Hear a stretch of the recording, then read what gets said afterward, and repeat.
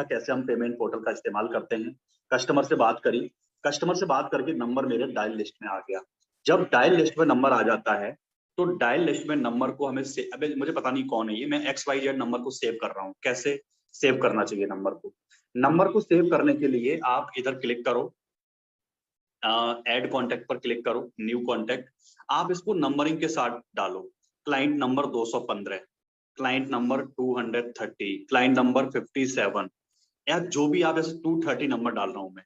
और यहाँ पर मैंने डाला फॉर एग्जांपल ये जतिन का नंबर है, जतिन कस्टमर है और ये अहमदाबाद से हैं, मैंने अहमदाबाद लिख दिया है ना, शॉर्ट लिख दिया अहमदाबाद, AHMDBD। लखनऊ के लिए LKW लिख दिया मैंने, ये लखनऊ से हैं और इनको IBC चाहिए, IBC चाहिए या EAE चाहिए, और मैंने सेव कर दिया। इस तरह से कस्टमर का नंबर सेव हो जाएगा। कस्टमर का नंबर सेव करने के बाद आप क्या कर सकते हो कि आप इनको गूगल कैलेंडर में आप इनको इस्तेमाल करो। आपको इनसे अगला फॉलोअप कब लेना है। अब गूगल कैलेंडर का इस्तेमाल कैसे करना है, इसके लिए गूगल कैलेंडर पर क्लिक करो, अपना डेट डालो। गूगल कैलेंडर को आप अपना गूगल से उठा सकते हो, ये आपका गूगल एप्लीकेशन है, यहाँ से आपको कैलेंडर मिलता है। मैंने उसको टॉप अप कर रखा है, मैंने गूगल कैलेंडर को बाहर कर रखा है अपना फेवरेट आइटम में। तो यहाँ से आप निकाल सकते हो गूगल कैलेंडर को, अपने फेवरेट आइटम में कर लेना। मैंने लेफ्ट राइट साइड में कर लिया है।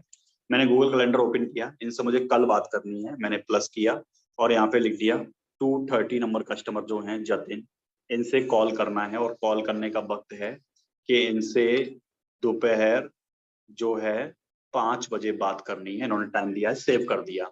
अब ये आपको 5 बजे नोटिफिकेशन दे देगा कि आपको इन कस्टमर से बात करनी है।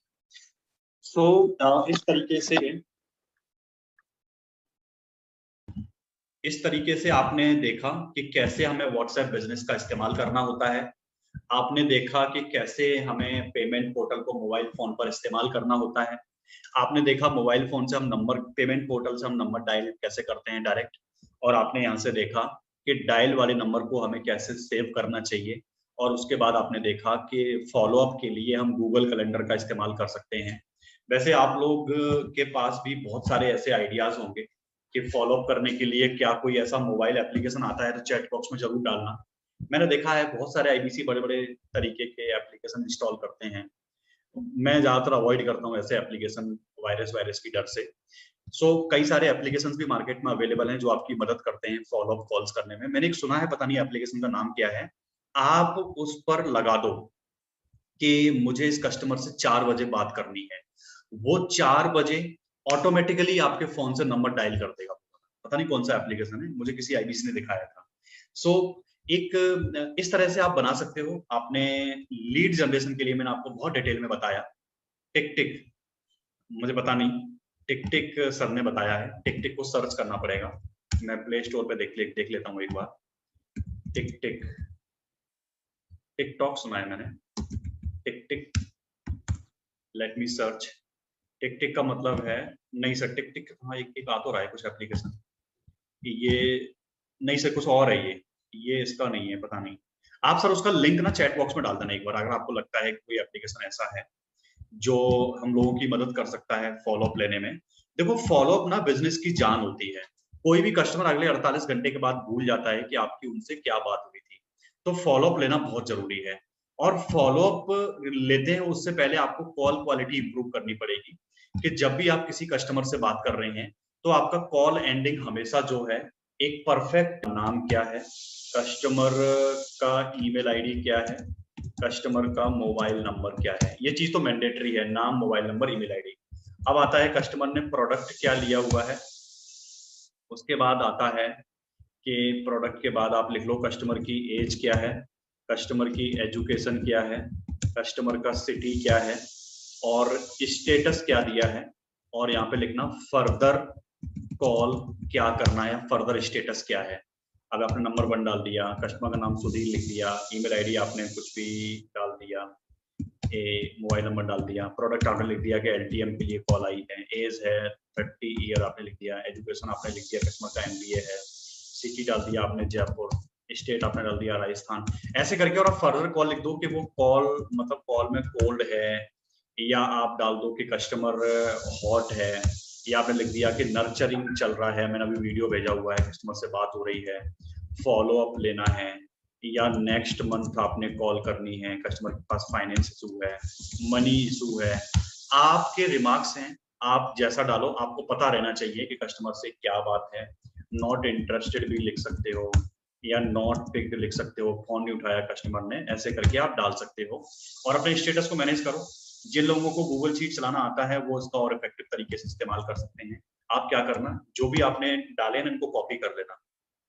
कॉपी करने के बाद आप यहाँ पर जाना, डेटा में जाना, और डेटा में जाके आप वैलिडेशन लगा लेना, डेटा वैलिडेशन, और यहाँ पर आप लिख देना कि जो आइटम मैं सेलेक्ट कर रहा हूँ इनमें से ही कस्टमर के स्टेटस होने चाहिए। हाँ, आपको कॉमा एंटर लगाना पड़ेगा, enter and comma, comma comma enter comma, यानी सारा वर्ड जो है एक बार एंटर पे होना चाहिए। आपने कॉमा लगा दिया एंड एंटर। इसके बाद क्या है कि मैंने वैलिडेशन लगा दिया। वैलिडेशन लगाने के बाद क्या होगा कि मैं इस चीज को डिलीट कर दूंगा सबको, और वैलिडेशन वाले पार्ट को मैं कॉपी करके और सबसे नीचे तक मैं इसको पेस्ट कर दे रहा हूँ। अब पूरी लाइन पे वैलिडेशन लग गया। अब मुझे क्या करना है, हर बार मेरा स्टेटस चेंज नहीं होगा। मैं जब भी क्लिक करूंगा नर्चरिंग है, ये क्या है फॉलोअप चल रहा है, ये क्या है हॉट है, ये क्या है ऐसा है। आप ऐसे वैलिडेशन लगा सकते हैं। इसके बाद आप फॉर्मेटिंग लगा सकते हैं, आप कंडीशनिंग फॉर्मेटिंग लगा दो। इसमें कर लो कि अगर कोई कस्टमर का हमारा टेक्स्ट कंटेंट हुआ है कि कस्टमर हॉट है, तो जैसे ही हॉट लिखूंगा ये ग्रीन में कन्वर्ट हो जाएगा। तो जहां पर भी आप हॉट लिखोगे तो आपको पता रहेगा इन कस्टमर से आपको बात करनी है। सो यहाँ पर आपने देखा कि गूगल शीट कैसे बनाते हैं। अब अगली चीज दिखाता हूँ उन लोगों के लिए जो लोग कहते हैं कि मेरे पास तो गूगल शीट नहीं है, मैं तो डायरी इस्तेमाल करता हूँ या मैं फोन का इस्तेमाल करता हूँ, मैं डायरी पर कैसे मैनेज करूंगा। तो एक हमारे आईबीसी है जयपुर से, देखो सर फिर से रिकॉर्डेड सेशन आपको मिल जाएगा। गूगल शीट बहुत आसान होती है। एक हमारे आईबीसी है प्रेम कमल गुर्जर जो कि जयपुर से हैं। इनके पास लैपटॉप नहीं था तो ये अपनी लीड्स को मैनेज करने के लिए ये मतलब ये इसका डायरी का इस्तेमाल करते हैं। तो मैंने इनके डायरी का एक बार चुपके से फोटो खींच लिया था। मतलब मैंने इनसे मांगा था अपने डायरी का फोटो दो, इनको मैंने डायरी पर काम करते हुए देखा था। देखो ये क्या कर रहे हैं, कस्टमर का जो नंबर है उसको 101, 102, 103 ऐसे उन्होंने सीरियल नंबर डाला हुआ है, और कस्टमर का नाम लिखा है कि रिशु हैं, ये मुकुल कुमार हैं, ये प्रवीण आजाद हैं, इनका ये जॉब करते हैं MIS कॉल सेंटर, 28 साल इनकी एज है, इनको हमने EI दिया हुआ है। तो आप डायरी मेंटेन कर सकते हैं इस तरीके से। ये लिखते थे कि EI चाहिए कि LTM चाहिए, कब बात हुई है, क्या बात हुई है, हॉट है कैसा है। और ये अपनी डायरी में जो कस्टमर इनका प्रोडक्ट ले लेते हैं, मैंने उनको बोला कि आपने थैंक यू क्यों लिखा है, तो उन्होंने लिखा कि थैंक यू का सर मतलब है कि ये ईश्वर पाटिल जी 24 साल इनकी उम्र है, ये IBC बन गए, उन्होंने पेमेंट का लिंक लिया, पेमेंट कर दिया, मतलब ये हॉट क्लाइंट थे और ये हमारे कन्वर्ट हो गए। तो उन्होंने थैंक यू लिख दिया। थैंक यू का मतलब है बस थैंक यू, अब हमारा आपसे काम खत्म, आप सुधीर सर जाने उनका काम जाने। सो मतलब मुझे वो मेरे सामने बोलते हैं सर थैंक यू, हमारी तरफ से थैंक यू, अब आप देखो इनको क्या करना है NHIT में। सो मतलब मुझे चाहिए कि जो लोग डायरी मेंटेन करते हैं उनको मैंने बताया कि डायरी कैसे मेंटेन करोगे, और जो लोग गूगल शीट का इस्तेमाल करते हैं गूगल शीट का इस्तेमाल कर सकते हैं। एक्सेल का इस्तेमाल मत करना, क्योंकि एक्सेल का डेटा अगर आपके लैपटॉप पे वहीं रहेगा, आप कहीं बाहर चलेगा तो आपके साथ नहीं रहेगा वो, फिर वो डेटा आपके साथ कैरी नहीं कर पाओगे। तो इस तरीके से अपना इस्तेमाल कर सकते हैं। मैं एक बार चैट बॉक्स से कुछ सवाल ले लेता हूँ क्या दिए, बहुत लोग चैट करने में लगे हुए हैं। क्या है वैलिडेशन, वैलिडेशन वैलिडेशन फिर से बता दो। आपका रेस्टोरेंट का किस्सा किस्सा बताएं सर। गूगल शीट मोबाइल पर क्या क्या प्रॉब्लम आती है, गूगल शीट मोबाइल पर चलाने में बहुत दिक्कत आएगी, रहने दो सर, लैपटॉप पर चलाना। काम की बात करना सही रहेगा, काम की बात करना सही रहेगा। अगर मुझे किसी को IBC बनाना हो तो कैसे बनेगा, बताऊंगा। नहीं जी, मैं उसका उस पर आ रहा हूँ। अभी मैं प्राइमरली ये बता रहा हूँ लीड कहाँ से आती है, लीड कैसे जनरेट करोगे, क्या क्या तरीके हैं, और लीड आने के बाद आप कैसे अपने डेटा को मेंटेन करके रखोगे और फॉलो अप कैसे करोगे। अगर ये भूल गए ना, और मैं बता दिया कि IBC कैसे बनाते हैं, फिर आप कल को ये बोलोगे कि लीड कैसे आएगी। तो दो अलग पार्ट हैं। ये हमारा लास्ट पार्ट था कि लीड को मैनेज कैसे करते हैं। अब आता है अगली चीज। यहाँ पर मैंने देखा कि लीड कैसे मेंटेन करते हैं, लीड मेंटेन करने का हमने तरीका देखा, और यहाँ पर हमने लीड मेंटेन करने के लिए एक्सेल या गूगल शीट का इस्तेमाल किया है, या हमने डायरी का इस्तेमाल किया हुआ है। अब आता है कि कस्टमर से पहली बार कैसे कनेक्ट करें, कस्टमर से फर्स्ट टाइम कैसे कनेक्ट करने चाहिए। इसके लिए आई होप कि आप लोगों ने हरसिमरत मैडम का एक सेशन अटेंड किया होगा कॉल क्वालिटी, कॉल स्क्रिप्ट को लेके।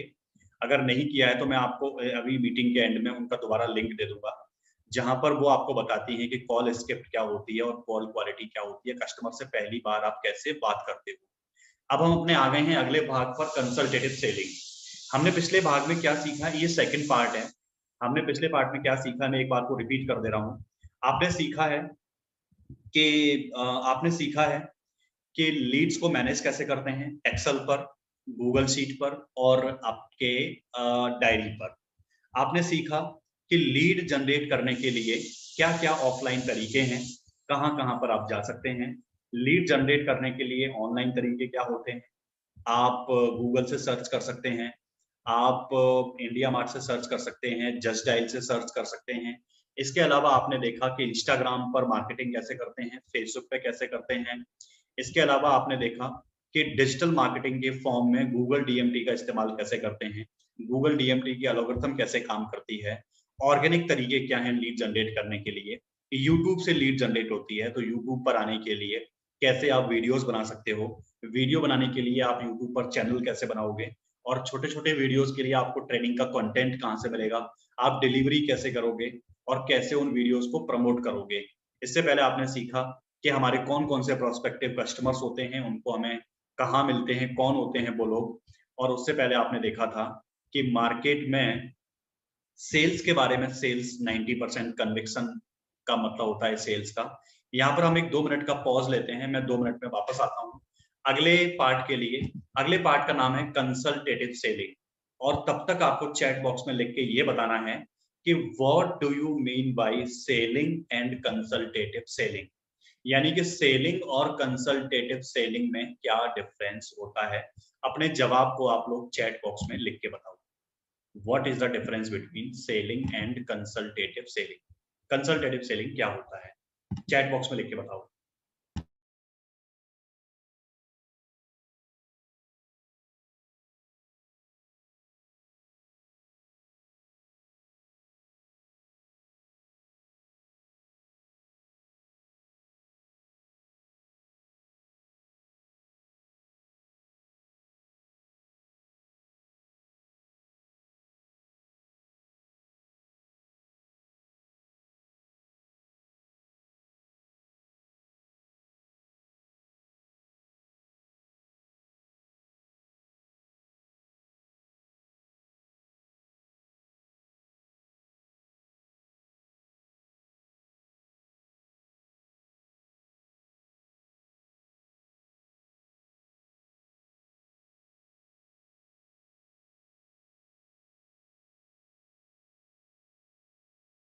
मेरे पास काफी सारे जवाब आ रहे हैं।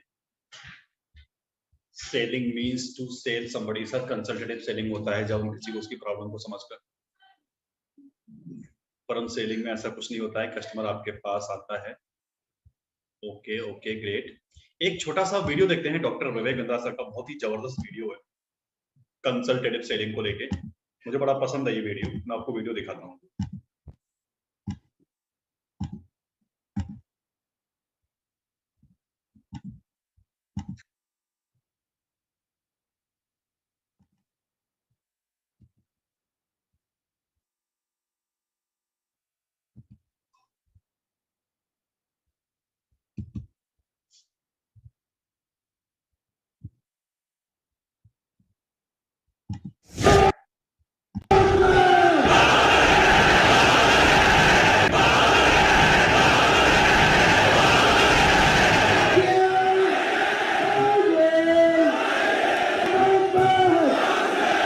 आपका स्वागत है।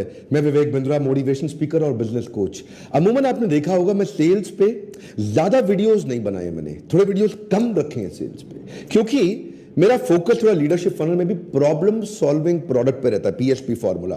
मैं वो पीएचपी फॉर्मूला पे फोकस इसलिए करता हूं क्योंकि दुनिया के सारे बड़े अच्छे ब्रांड्स जो जमीन से शुरू होकर ऊपर तक गए हैं, फर्श से अर्श तक, ये वो हैं जो प्रॉब्लम सॉल्व करने वाले प्रोडक्ट को तैयार कर देते हैं, सेल्स अपने आप बढ़ जाती है। बहरहाल आज का टॉपिक मैं लूंगा कि वो 4 क्या कारण है जिनकी वजह से आप सेल्स में या तो असफल हो गए हैं या बड़ी सफलता हासिल नहीं कर पाए। चाहे आप किसी भी प्रकार की सेल्स कर रहे हैं, आप B2B सेल्स कर रहे हैं, B2C कर रहे हैं या B2B2C कर रहे हैं, इन पे मैं वीडियो पहले भी बना चुका हूं, या आप डायरेक्ट सेलिंग कर रहे हैं या मल्टी लेवल मार्केटिंग की सेल्स कर रहे हैं, या हो सकता है कि आप इंटरनेट बेस्ड डिजिटल मार्केटिंग से भी सेल्स कर रहे हो। किसी भी प्रकार की सेल्स में वो चार क्या कारण है जिनसे आपको बड़ा फेलियर आपके हाथ लगता है? पहला कारण, people don't like to be sold. One more time, come on, क्या? People don't like to be sold. ये कोर बिलीफ बनाइए। मैं थोड़ा हिंदी में इसका अर्थ समझा देता हूं। किसी भी आदमी को अच्छा नहीं लगता कि उसको कोई आकर के चालाकी से कुछ बेच के चला जाए। ये दुनिया में किसी को, इस बात को दिमाग में छाप लीजिए, इस बात को ना किसी तरीके से अपनी कंपनी में, अपने लोगों में घुसा दीजिए कि people don't like to be sold, people like to be help. थोड़ा कड़वा और कठोर उदाहरण दूं, you don't get married to a total stranger, you don't give a French kiss to a total stranger, you don't sleep on bed with a total stranger. जो आदमी पहली बारी मिला उसके साथ आप बड़े डिसीजंस कभी नहीं ले सकती हैं, right? Would you agree with me? देखिए, ध्यान दीजिए, ऐसे ही अगर जो आदमी पहली बारी मिला वो भी माल बेचने की कोशिश करता है, और जो लड़का लड़की से पहली बारी मिला, पहली बारी मिलते ही बहुत फिजिकली इंटीमेट होने की कोशिश करता है, दोनों लोग एक जैसे डेस्परेट नजर आते हैं। जबरदस्ती माल बेचता है जो पहली बारी में, वो भी डेस्परेट नजर आता है। जबरदस्ती एक लड़की के साथ उसको तंग करने की कोशिश करता है, फिजिकल इंटीमेसी दिखाने की कोशिश करता है, वो भी डेस्परेट नजर आता है। ऐसे डेस्परेट लोगों को देख के लोग गायब होना चाहते हैं, कटना चाहते हैं, पसंद नहीं करते। इसीलिए कस्टमर को माल मत बेचो, मदद करो। कम ऑन, माल मत बेचो, मदद करो। कस्टमर की पुरानी प्रॉब्लम सॉल्व करा दो या आगे का गोल अचीव करा दो, दो चीजें पकड़ लीजिए। कम ऑन, कस्टमर की पुरानी प्रॉब्लम सॉल्व करा दो या उसका गोल अचीव करा दो। मान लीजिए आपने डिसाइड कर भी लिया कि मैं बेचू नहीं बनूंगा, मैं सेलू नहीं बनूंगा, जबरदस्ती सेल्स नहीं करूंगा, जबरदस्ती कन्विंस नहीं करूंगा, लोगों की हेल्प करूंगा। अगर आपने ये डिसाइड कर भी लिया तो भी नंबर 2 बड़ा इंपॉर्टेंट आता है आपके देखने के लिए। जो गलती बहुत होती है, when you don't dig deep enough, come on, क्या? When you don't dig deep enough, आप जबरदस्ती मदद नहीं कर सकते किसी की, पहले आपको जानना पड़ेगा उसको मदद चाहिए क्या। एक बार कुछ बच्चे क्लास में लेट पहुंचे, मास्टर जी बोले, अरे बच्चों लेट काहे हो गए? अरे मास्टर जी, वो बूढ़ी औरत को सड़क पार करा रहे थे। अबे तो आधा घंटा लेट कैसे हो गए? मास्टर जी, वो सड़क पार करने को मान नहीं रही थी। जबरदस्ती कस्टमर को गलत सड़क पार मत कराओ। कस्टमर की मदद करनी है तो पहले जानो उसको मदद चाहिए क्या है। प्रोस्पेक्टिंग, प्रेजेंटिंग और पोजीशनिंग करने से पहले उसकी नीड ढूंढिए और नीड को हेल्प में कन्वर्ट करिए। प्रोडक्ट तो बाद में आता है जी, प्रोडक्ट पहले नहीं आता पिक्चर के अंदर, पहले उसकी नीड आती है, फिर आप सोचते हो कि मैं इस नीड में इसकी कैसे हेल्प करूं। उसको बोलते हैं कंसल्टेटिव सेलिंग। कंसल्टेटिव सेलिंग का मतलब क्या? पहले कंसल्ट करोगे सामने वाले से, उससे पहले कुछ चर्चा करोगे, समझोगे उसको चाहिए क्या है, उसके बाद। तो पहला स्टेप क्या था? People don't like to be sold. दूसरा स्टेप क्या है? You did not dig deep enough. इसमें आपने उसका नीड भी जान लिया, उसका वांट भी जान लिया, उसका गोल भी जान लिया, उसका प्रॉब्लम भी जान लिया। अब आप प्रोडक्ट देने की जैसी कोशिश करेंगे। तीसरे स्टेप में ध्यान दीजिए, कहीं गलती ना हो जाए। इसको बोलते हैं आइडेंटिफाई और KDM। KDM का मतलब क्या है? की डिसीजन मेकर। जिसको आप माल बेच रहे हैं उसके पास डिसीजन लेने की एबिलिटी है भी कि नहीं है। कई बार you are talking to a wrong person, आप गलत आदमी के साथ दीवार पे धक्का लगा रहे हैं। दीवार पे धक्का नहीं लगाते, दरवाजे पे लगाते। देखिए, 5 तरह के लोग होते हैं जो आपका माल खरीदते हैं। पहला होता है इनिशिएटर, दूसरा इन्फ्लुएंसर, तीसरा डिसाइडर, ये डिसीजन लेता है, और चौथा बायर, ये खरीद के आता है, पांचवा कंज्यूमर, जो बाद में यूज करता है उस प्रोडक्ट को। अब 5 प्रकार के लोगों में आप टारगेट किसको कर रहे हैं और आपके बिजनेस में किसको टारगेट करना जरूरी है।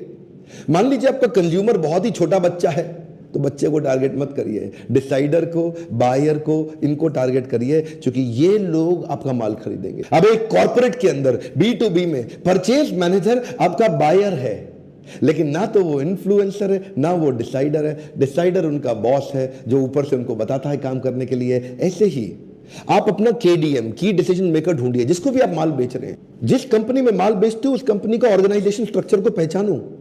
कई बार उस कंपनी में चेयरमैन का सेक्रेटरी, जो कि छोटी तनख्वाह होता है ना, चेयरमैन का सेक्रेटरी, PA, वो कंपनी के वाइस प्रेसिडेंट से भी ज्यादा पावरफुल होता है। ऑर्गेनाइजेशन स्ट्रक्चर के अंदर घुसना पड़ता है, आपको कस्टमर को पहचानना पड़ता है कि इनमें डिसीजन मेकर कौन है। अरे साड़ी बेचने वाला भी जब साड़ी बेचता है ना, तो वो देखता है सास भी आई है, बहू भी आई है, ननद भी आई है। वो देखता है यहाँ चलती किसकी है, सास की ज्यादा चल रही है, बहू की ज्यादा चल रही है, ननद की ज्यादा चल रही है। जिसकी चल रही है फिर साड़ी उसके आगे रख देता है। आप बताइए कौन सी ठीक है, उसको मालूम है, ये डिसीजन ले लेगी, माल तुरंत बिक जाएगा। इस तरह अपना probable customer, probable purchaser finalise करिए। ये प्रोबेबल कस्टमर क्या होता है? अगर आपने हार्ले डेविडसन बेचनी है हार्ले डेविडसन बेचने के लिए कम समय में ज्यादा लोगों को दिखाओ, तो क्या करो, अब मुंबई में धारावी है, एशिया की सबसे बड़ी झोपड़पट्टी, वहां जाके ले जाओ, बहुत सारे लोग आपकी एक ही बार में बाइक देख लेंगे, हार्ले डेविडसन, वो देखेंगे भी ऐसे कि पता नहीं क्या आ गया है, थोड़ी देर बाद बाइक का खाली टायर बचेगा, हो सकता है कई चीजें गायब हो जाएं उसमें से, अरे वो आपका परचेजर है ही नहीं। समराइज कर देते हैं जी क्विकली, चौथे स्टेप जो आने वाला है उससे पहले मान लीजिए आपने पहले 3 स्टेप ठीक कर लिए, आपने सामने वाले को बेचने की जगह मदद करा, उसकी नीड एनालिसिस कर लिया, आपने गहरा खोद के समझ लिया कंसल्टेटिव अप्रोच से कि उसकी एक्चुअल जरूरत क्या थी, और डिसीजन मेकर भी मिल गया, लेकिन आपको सामने वाले के बजट का पता ही नहीं, unclear about the budget bracket, ये भी बड़ा डेंजरस है सर। कुछ लोग ऐसे होंगे वो ना तो पैसा खर्च कर सकते हैं ना पैसा खर्च करना चाहते हैं, एकदम बाहर कर दो उनको अपने चैप्टर से। कुछ ऐसे हैं जो पैसा खर्च कर सकते हैं और करना चाहते भी हैं, ये आपका परफेक्ट कस्टमर है, इसको एकदम ओके कर दो। अब बीच के बचे दो, एक वो जो खर्च कर सकते हैं लेकिन चाहते नहीं है जी, तो उनको आपको ना, अभी तक इसका मतलब नीड एनालिसिस ठीक नहीं हुआ, वो कस्टमर आपसे कनेक्ट ही नहीं हुआ, उसके बाद पैसा है लेकिन खर्च करना नहीं चाहता, उसका यही कारण है कि अभी तक आपने डिग डीप करके उसकी प्रॉब्लम को नहीं समझा। एक और बचा, ये क्या है जी, ये खरीदना तो चाहता है लेकिन उसके बाद पैसा है नहीं, तो इसके साथ आप बैठ के मदद करें कि कहां से फाइनेंस मिलेगा, इसको किधर से लोन मिलेगा, कोई ईएमआई की स्कीम आ जाएगी, कोई पार्टनर स्कीम आ जाएगी जिससे वो खरीद लेगा। आपको सामने के बजट ब्रैकेट को समझना पड़ेगा। 4 कैटेगरी थी, जो पैसा खर्च कर सकता है लेकिन करना नहीं चाहता, करना चाहता है लेकिन पैसा है नहीं, ना करना चाहता है ना है और करना भी चाहता है, तो 4 प्रकार की कैटेगरी थी। इन कैटेगरी से आप बजट ब्रैकेट आइडेंटिफाई करिए, ये 4 गलती मत करिए, सेल्स तुरंत बढ़ेगी। यकीन मानिए सेल्स करना दुनिया का सबसे आसान काम है, अगर आपको समझ में आ जाए करना कैसे है।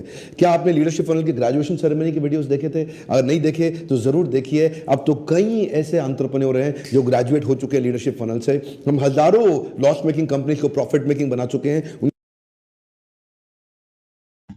यकीन मानिए सेल्स करना दुनिया का सबसे आसान काम है। आपको समझना ये पड़ेगा कि सेल्स की कैसे जाती है। चैट बॉक्स में बहुत सारे सवाल आ रहे हैं, सेलिंग में प्रोडक्ट को बेच रहे होते हैं, कई लोग जवाब दे रहे हैं, कई लोग रिकॉर्डिंग मांग रहे हैं। रिकॉर्डिंग के लिए मैंने ऑलरेडी सेशन की स्टार्टिंग में आप लोगों को एक लिंक दिया हुआ था, लिंक में दोबारा आपको पोस्ट कर देता हूँ चैट बॉक्स में। ये आज का सेशन का रिकॉर्डिंग भी आपको यहीं से ही मिल जाएगा। हम चलते हैं आगे।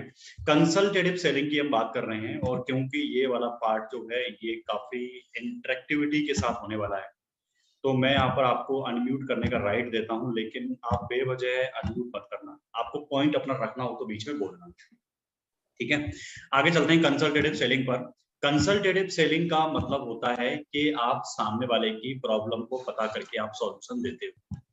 अब इसको करना कैसे होता है, कोई भी कस्टमर के साथ जब आप कंसल्टेटिव सेलिंग करते हो, जैसे मैं आपको एग्जांपल देता हूँ। फॉर एग्जांपल आप सोफा खरीदने जाते हो, तो सोफा खरीदने जाते हो तो आपने देखा होगा कि जो शॉपकीपर होता है वो डायरेक्ट आपको सोफा नहीं दिखाता है।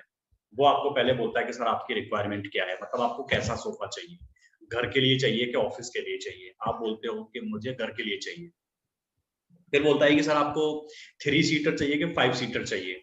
आप बोलते हो घर के लिए 5 सीटर चाहिए। अच्छा सर आपके घर में बच्चे हैं क्या, मतलब कोई बुजुर्ग हैं क्या, कि मैं आपको वुडन में दिखाऊं या आपको लेदराइट दिखाऊं, क्योंकि बच्चे लेदर वाला खराब कर देंगे, वुडन वाला ज्यादा सही रहेगा, मजबूत रहता है। तो कोई भी शॉपकीपर आपसे सवाल करता है क्योंकि वो आपकी नीड को समझना चाहता है। कोई भी बिजनेस में कस्टमर की सबसे पहले नाइस एनालिसिस करना पड़ता है।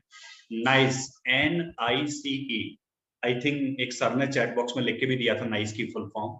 एन का मतलब है नीड, यानी कस्टमर की जरूरत क्या है, नीड। पहले नीड पता करते हैं। नीड के बाद होता है आई, मतलब इंटरेस्ट, कस्टमर का इंटरेस्ट किस चीज की तरफ जा रहा है, NI। C का मतलब है कंसर्न, कंसर्न का मतलब है कि अगर ये चीज नहीं मिली तो लेगा नहीं वो। कंसर्न क्या है, उनको कौन कौन सी चीजें जिससे उनको दिक्कत हो सकती है। एंड ई का मतलब है एक्सपेक्टेशंस, अगर ये हो गया तो उनको मजा आ जाएगा। कोई फ्लैट अगर लेने जा रहा है, नीड है कि मुझे 2 BHK चाहिए, मेरी छोटी फैमिली है या पेरेंट्स भी रहते हैं तो 3 BHK चाहिए, 3 रूम सेट ऐसा होना चाहिए, ये हमारी जरूरत है। इंटरेस्ट का मतलब है कि पर्टिकुलर इसी एरिया में चाहिए, ऐसी सोसाइटी हो, ऐसी बिल्डिंग हो, इस वाली रेंज से इतना किलोमीटर दूर, यहाँ से इतना किलोमीटर दूर, और ये वाली कनेक्टिविटी एयरपोर्ट या रेलवे स्टेशन से इतना दूर होना चाहिए। Need and interest. सी का मतलब कंसर्न। देखो सर, कंसर्न ये है कि मेरे पास है कार, मुझे ऐसा फ्लैट चाहिए जहां पर कार पार्किंग होनी चाहिए, कंसर्न है मेरा। मतलब ये नहीं हुआ तो मैं मना कर दूंगा। दूसरा कंसर्न है कि स्विमिंग पूल होना चाहिए वहां पर, पार्क होना चाहिए, ये कंसर्न है। लिफ्ट होनी चाहिए क्योंकि हमारे ओल्ड एज पेरेंट हैं, आप 15वें मंजिल पे दे दोगे वो चढ़ नहीं पाएंगे। तो कंसर्न ये है कि लिफ्ट होनी चाहिए, पावर बैकअप होना चाहिए, ये हमारे कंसर्न होते हैं किसी भी कस्टमर के। एंड एक्सपेक्टेशंस का मतलब ये है कि सर अगर आपने सी फेसिंग दे दिया ना, मजा आ जाएगा, तुम मुझसे एक्स्ट्रा पैसे भले ही ले लेना। That's called expectations. अगर ये मिल गया ना, मैं ऑन द स्पॉट ले लूंगा। आप जब भी कोई प्रोडक्ट लेना चाहते हो, आपकी भी जिंदगी की प्रोडक्ट की नाइस एनालिसिस ऐसे ही होती है। आपका नीड है कि आपको मोबाइल फोन चाहिए, आपका इंटरेस्ट है कि आपको ना एक हाई क्वालिटी वाला रैम वाला फोन चाहिए, इस पर पबजी खेल सको, ये आपका स्पेशल इंटरेस्ट है। कंसर्न ये है कि देखो कैमरा भी होना चाहिए उसका, अच्छा कैमरा नहीं होगा तो मैं लूंगा नहीं। और एक्सपेक्टेशन ये है कि अगर अंडर 20,000 मिल गया ना, मैं यूं ले लूं, या अंडर 30,000 मिल जाएगा मैं ले लूंगा। नाइस एनालिसिस पहले हमें कस्टमर की करनी होती है। किसी भी कस्टमर से जब हम स्टार्टिंग में बात करते हैं कंसल्टेटिव सेलिंग करने के लिए, तो कस्टमर की नाइस एनालिसिस करते हैं। नाइस को लिख लेना, नीड, इंटरेस्ट, कंसर्न, एक्सपेक्टेशंस। आप कस्टमर का पहले नाइस एनालिसिस करो। नाइस एनालिसिस के लिए मैं आपको एक फॉर्म दिखाता हूं, उस फॉर्म को मैं आपको बाद में चैट बॉक्स में भेज भी दूंगा। नाइस फॉर्म एक फॉर्म है जिसको बेसिकली जब हमारे पास कोई अच्छे कस्टमर्स होते हैं जिनसे हमें लंबी बात करनी है या एलटीएम लेना है या फिर वो केस स्टडी या वाइट लेबलिंग पर जा सकते हैं, तो ऐसे कस्टमर के साथ में हम नाइस फॉर्म फिल कराते हैं। अच्छा, नाइस फॉर्म के लिए मैं आपको क्या करता हूं कि मैं आपको ऑलरेडी फिल किया हुआ फॉर्म दिखाता हूं, आपको ज्यादा अच्छे समझ में आएगा। एक कस्टमर थे, ये मैडम है जो कि जयपुर से हैं, और इनका खुद का मतलब बिजनेस है, इसका बेकरी का बिजनेस है मैडम का। और बेकरी के बिजनेस में चैलेंज ये है कि उनको अपनी फ्रेंचाइजीज बढ़ानी है। उनकी बेकरी का नाम है क्या नाम है, bouquet the chocolate, bouquet the chocolate, bouquet the chocolate इनकी कंपनी का नाम है। इनका नाइस फॉर्म मैं आपको दिखाता हूं, इसके बाद मैं आपको एक ब्लैंक नाइस फॉर्म मैं आपको चैट बॉक्स में भेज दूंगा बाद में। आप इस नाइस फॉर्म में देखो, ये किसी भी कस्टमर की रिक्वायरमेंट को हमने पता करने के लिए उनसे नाइस फॉर्म पहले फिल कराया था। इन्होंने लिख के दिया हुआ है कि मेरी कंपनी का नाम है बॉकेट द चॉकलेट, और ये मैन्युफैक्चरिंग करती है चॉकलेट की, जयपुर राजस्थान से हैं। इनके टोटल 75 डिस्ट्रीब्यूटर हैं, 25 लाख 24 लाख का ईयरली टर्नओवर है। दिव्यानंदा इसकी ऑनर है, उनका नंबर दिया हुआ है, ये इनकी ऑनर है। हमने इनसे पहला सवाल पूछा हुआ है कि अपनी कंपनी के बारे में बताओ। सर अपनी कंपनी के बारे में बताओ, आपकी कंपनी क्या सर करती है? आवाज ठीक नहीं आ रही है। सर मेरी तरफ से आवाज एकदम परफेक्ट है। आप आवाज नहीं आ रही तो आप चैट बॉक्स में लिख के बताना, मेरी तरफ से वॉइस की कोई दिक्कत नहीं, आप अपना वीडियो बंद कर लेना। सबसे पहले मैंने सवाल किया, कोई भी कस्टमर से मेरी बात होती है, सर थोड़ा सा मैं आपकी कंपनी के बारे में जानना चाहता हूँ, आपका बिजनेस मॉडल क्या है, आपकी कंपनी करती क्या है। उन्होंने लिख के दिया है कि मेरी फर्म 2015 में स्टार्ट हुई थी जयपुर से, मैं बेकरी ब्रेड ये सब बनाती हूँ और जयपुर में हमारा है, और हमारा टारगेट है कि हम इतना बड़ा ब्रांड बनना चाहते हैं। सर आपके प्राइमरली प्रोडक्ट क्या क्या है? कस्टमर ने रिप्लाई किया कि हम चॉकलेट के गिफ्ट बॉक्स बनाते हैं, और ब्रेड बनाते हैं, टी केक्स बनाते हैं, कुकीज बनाते हैं। सर आपकी बर्निंग प्रॉब्लम्स क्या हैं, क्या क्या आपको दिक्कतें आती हैं? ये मैं आपको दिखा रहा हूँ नाइस फॉर्म। इसके बाद में आपको एक रिकॉर्डेड कॉल सुनवाऊंगा कस्टमर से कैसे बात करनी होती है। यहाँ पर कस्टमर ने बताया है, कस्टमर की बर्निंग प्रॉब्लम ये है कि इनको कस्टमर से इनका डायरेक्ट इंटरेक्शन बहुत कम हो पाता है। इनको हमेशा कोलैबोरेशन करने के साथ काम करना पड़ता है। जो इनके आउटलेट हैं, डिस्ट्रीब्यूटर हैं, वो माल बेच नहीं पाते हैं, कोलैबोरेट नहीं कर पाते हैं, उनकी डिमांड कुछ और होती है, ये कुछ और सप्लाई करते रहते हैं। कोविड की वजह से इनको बहुत ही बिजनेस में लॉस हो रहा है क्योंकि इनके फिजिकल स्टोर सारे बंद हैं और कस्टमर अपने बर्थडे मना नहीं रहा है, वो घर पर केक ऑर्डर नहीं कर रहा है और इनकी डिलीवरी नहीं हो पा रही है। इन्होंने गलती करी, एक बात बोलते हैं ना, हमारे हमारे परिवार में बोला करते हैं, पिताजी बोलते थे कि एक एक एक कौवा होता है, एक कोयल होती है। कोयल हमेशा अपना घोंसला पहले बना के रखती है, उसको पता होता है कि बारिश होने वाली है। कौवा कभी भी अपना घोंसला नहीं बनाता है, और वो कोयल के घोंसले में जब बारिश आती है तो छुपता है। यानी कि जब जिंदगी में सब कुछ अच्छा चल रहा हो ना, तभी हमें सही करने के डिसीजन लेने चाहिए। कभी, अब पुरुषोत्तम सर आप बताओ, कभी आपने देखा है कोई बारिश होती है तब वो घर बनाता है? नहीं। अरे आप गांव में देखना, आपका भूसा है, आपका जो अनाज है उसको ढकने के लिए आपको पता होता है कि सितंबर अक्टूबर में बारिश होगी, अगस्त में बारिश होगी, तो लोग मई जून में ही बनाने लगते हैं, आपने देखा होगा। हमेशा एडवांस में प्लानिंग करनी होती है। तो कल क्या होने वाला है इसके लिए आज ही आपको एडवांस में प्लानिंग करनी चाहिए। अगर आज आप प्लानिंग कर लोगे ना, तो आपको कौवे की तरह कोयल के घोंसले में नहीं जाना पड़ेगा अपना सर ढकने के लिए। जब जिंदगी में सब कुछ सही चल रहा हो ना, पैसा हो, सब कुछ सही है, सब कुछ खुश हैं, उस समय ये सोचो और बेटर क्या कर सकते हैं। कोडक कंपनी को जब पता था सब कुछ सही चल रहा था, उस समय उनको मार्केट को ट्रेंड के समझ के अपने आप को कन्वर्ट कर लेना था। कोडक ने लेट किया, मार्केट से बाहर हो गई, क्योंकि डिजिटल पेन ड्राइव का जमाना आ चुका था। ऐसे ही नोकिया मार्केट से बाहर हो गई। वक्त से पहले ही हमें बदलाव करने चाहिए। तो इनकी समस्या ये थी कि कोविड की वजह से इन्होंने प्लानिंग की नहीं, और इन्होंने बिजनेस में कस्टमर्स के लिए अब इन्होंने इनको पहले ही अपने मॉडल को ऑनलाइन लेके आ जाना चाहिए था कि ऑनलाइन आप बाय कर सकते हो।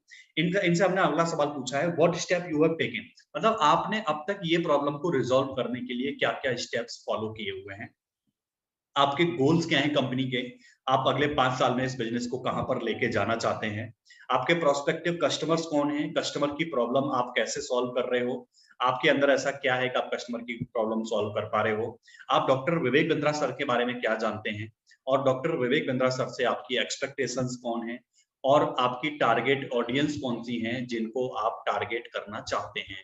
मैंने इनसे नाइस फॉर्म फिल कराया है। नाइस फॉर्म फिल कराने के बाद मेरी इनसे कस्टमर से बात हुई थी। मेरी एक हैबिट है, जब भी हम किसी कस्टमर से बात करता हूँ मैं, किसी भी आईडीसी के ब्याह पे करता हूँ, तो कस्टमर को मैं लाइफ टाइम मेंबरशिप का प्रोग्राम मैंने इनको ऑन द स्पॉट दिया था। लेकिन लाइफ टाइम मेंबरशिप प्रोग्राम के अलावा मैंने इनको 10 स्ट्रेटेजीज अलग से लिख के दी थी कि आप ये स्ट्रेटेजीज अपने बिजनेस में फॉलो करना। ये देखो, एज अ कंसल्टेंट आप भी करना। आप किसी बिजनेसमैन को जब कोई प्रोग्राम देते हो तो आप उनको बाद में कंसल्ट करना कि क्योंकि मैं प्रोग्राम पढ़ चुका हूँ, मैं आपको 10 स्ट्रेटेजी बताता हूँ जिससे आप अपने बिजनेस में ग्रोथ लेके आ सकते हैं। ये मैंने इनको बताया। पहली स्ट्रेटजी है कि क्वालिटी, वैल्यू और अफोर्डेबिलिटी पे काम करना, क्वालिटी मेंटेन करना, वैल्यू क्रिएशन पे काम करना, अफोर्डेबल प्रोडक्ट बनाना, अपने बिजनेस में मोड क्रिएट करना। जैसे लाल किला के सराउंडिंग ना उन्होंने पानी भर रखा है कि कोई भी पहले आक्रमण करेगा किला पर तो पहले पानी में गिर जाएगा वो। ऐसे ही अपने बिजनेस में मोड क्रिएट करके रखना पड़ता है कि ऐसी स्ट्रेटजी आपको बनानी पड़ती है कि कोई एंट्री बैरियर रुक जाए और कोई भी आए तो वो आप तक पहुंच ना पाए, क्योंकि आपके जैसा बिजनेस वो स्टार्ट नहीं कर सकता, क्योंकि आपकी क्वालिटी अलग है। आपको पैडमैन स्ट्रेटजी पर काम करना है। सस्ते में आपको प्रोडक्शन करना है। आपने पैडमैन मूवी देखी होगी, वो पैड जो है केवल 20-30 रुपए में बना देता है, बहुत सस्ते में। जो मशीन लाखों की आती थी वो 20,000 में बना देता है। तो कैसे उसने सस्ता प्रोडक्शन किया, सस्ता प्रोडक्शन करना है। मैं आपको एक मूवी रिकमेंड करता हूँ जिसको आप जरूर देखना, ये आपको बिजनेस में आपको हेल्प करेंगी। एक उड़ान मूवी है, जरूर देखना। ये डेक्कन एयरवेज के ऊपर बनाई गई है कि कैसे डेक्कन एयरवेज जो है वो इंडिया में सबसे सस्ती अफोर्डेबल फ्लाइट देने के लिए उसका नाम हुआ था। उड़ान नाम से मूवी रिसेंटली आई है। तो असेंबली लाइन आप कैसे बनाओगे, वो कस्टमर का वॉइस ऑफ नोट कैसे नोट करोगे, इकोनॉमी ऑफ स्केल आप कैसे करोगे, तो ऐसे मैंने उनको स्ट्रेटेजी बताई थी। मैं आपको एक उड़ान मूवी चैट बॉक्स में लिख के दे रहा हूँ, इसको आप जरूर देखना। UDAN या UDAANS कुछ नाम है, आपको मिल जाएगी। ये देखना, अच्छी मूवी है। सस्ता प्रोडक्शन कैसे करना चाहिए। यहाँ पर मैंने आपको दिखाया कस्टमर का नीड एनालिसिस कैसे करते हैं। ये मैंने आपको जो है दिखाया इसके माध्यम से कि नाइस फॉर्म आप कैसे फिल कराओगे। नाइस फॉर्म भी मैं आपको चैट बॉक्स में दे दूंगा थोड़ी देर में। चैट बॉक्स में आपके पास नाइस फॉर्म में भेज रहा हूँ कि कैसे कस्टमर से कभी आपको नाइस फॉर्म फिल कराना हो तो मैं आपको इसका एक वर्ड फाइल मैंने आपको दे दी है, ब्लैंक फॉर्म है। आप कस्टमर से नाइस फॉर्म फिल करा सकते हैं। फिल कराना या फिर उनसे सवाल करने हो, बट दोनों तरीके से एक ही मतलब है। आप उनसे बात करके भी पूछ सकते हैं इस चीज को। अगली चीज ये है कि कस्टमर से बात कैसे करते हैं, इसके लिए मैं आपको एक रिकॉर्डेड कॉल दिखाता हूँ। रिकॉर्डेड कॉल से माध्यम से मैं आपको दिखाता हूँ कि कस्टमर से कैसे बात करनी चाहिए। एक पुराने कस्टमर हैं अपने, जिनसे मैंने करीबन 15 दिन पहले बात की थी, और कॉल पर रहते हुए ही 40 मिनट के अंदर मैंने उनको लाइफ टाइम मेंबरशिप का प्रोग्राम दिया हुआ था। Hello sir. हाँ सर, जो आपने आपने बहुत ही अच्छा किस्सा सुना था। देखो सर कि आपने यही सेल किया था, मतलब कंसल्टिंग तरीके से एक वेटर को रेस्टोरेंट से। वो किस्सा बताइए सर, वो बहुत ही स्ट्रेटेजी से आपने बोला था हाँ कि उसके डिश आने से पहले पेमेंट रेडी था। हाँ, बाइंग और सेलिंग। मैं सर आपको वही चीज बताने वाला हूँ। मैं आपको एक रिकॉर्डेड कॉल सुना रहा हूँ कि कस्टमर से स्टार्टिंग में कैसे बात करते हैं, और आप रिकॉर्डेड कॉल सुनोगे और बीच बीच में मैं आपको इनपुट देके बताता जाऊंगा कि हमने इसमें क्या सीखा है। आप एक चीज समझना, सबसे पहला पॉइंट ये है, पॉइंट नंबर 1, कस्टमर से जब आप स्टार्टिंग में हेलो बोलोगे तो आपकी आवाज में दम होनी चाहिए, कॉन्फिडेंस के साथ। हेलो सर, गुड मॉर्निंग, मैं सुधीर यादव बात कर रहा हूँ बड़ा बिजनेस से। हेलो सर, गुड मॉर्निंग, मैं सुधीर यादव बात कर रहा हूँ बड़ा बिजनेस से। पहला पॉइंट। जो चीज आप लास्ट में बोलते हो कस्टमर को पहले याद रहता है। जो चीज आप लास्ट में बोलते हो कस्टमर को पहले याद रहता है। आप नंबर्स हमेशा लास्ट में बोलो, कस्टमर को ज्यादा याद रहेंगे। जिस बात को आप एम्फसिस करना चाहते हो उस बात को हाईलाइट करके बोलो। मैं आपको 2 स्टेटमेंट सुनाऊंगा। एक मैं दिल्ली मेट्रो का अनाउंसमेंट आपको बोल के दिखाता हूं, फिर मैं आपको दिखाता हूं कि अटल बिहारी वाजपेयी जी कैसे बोलते थे।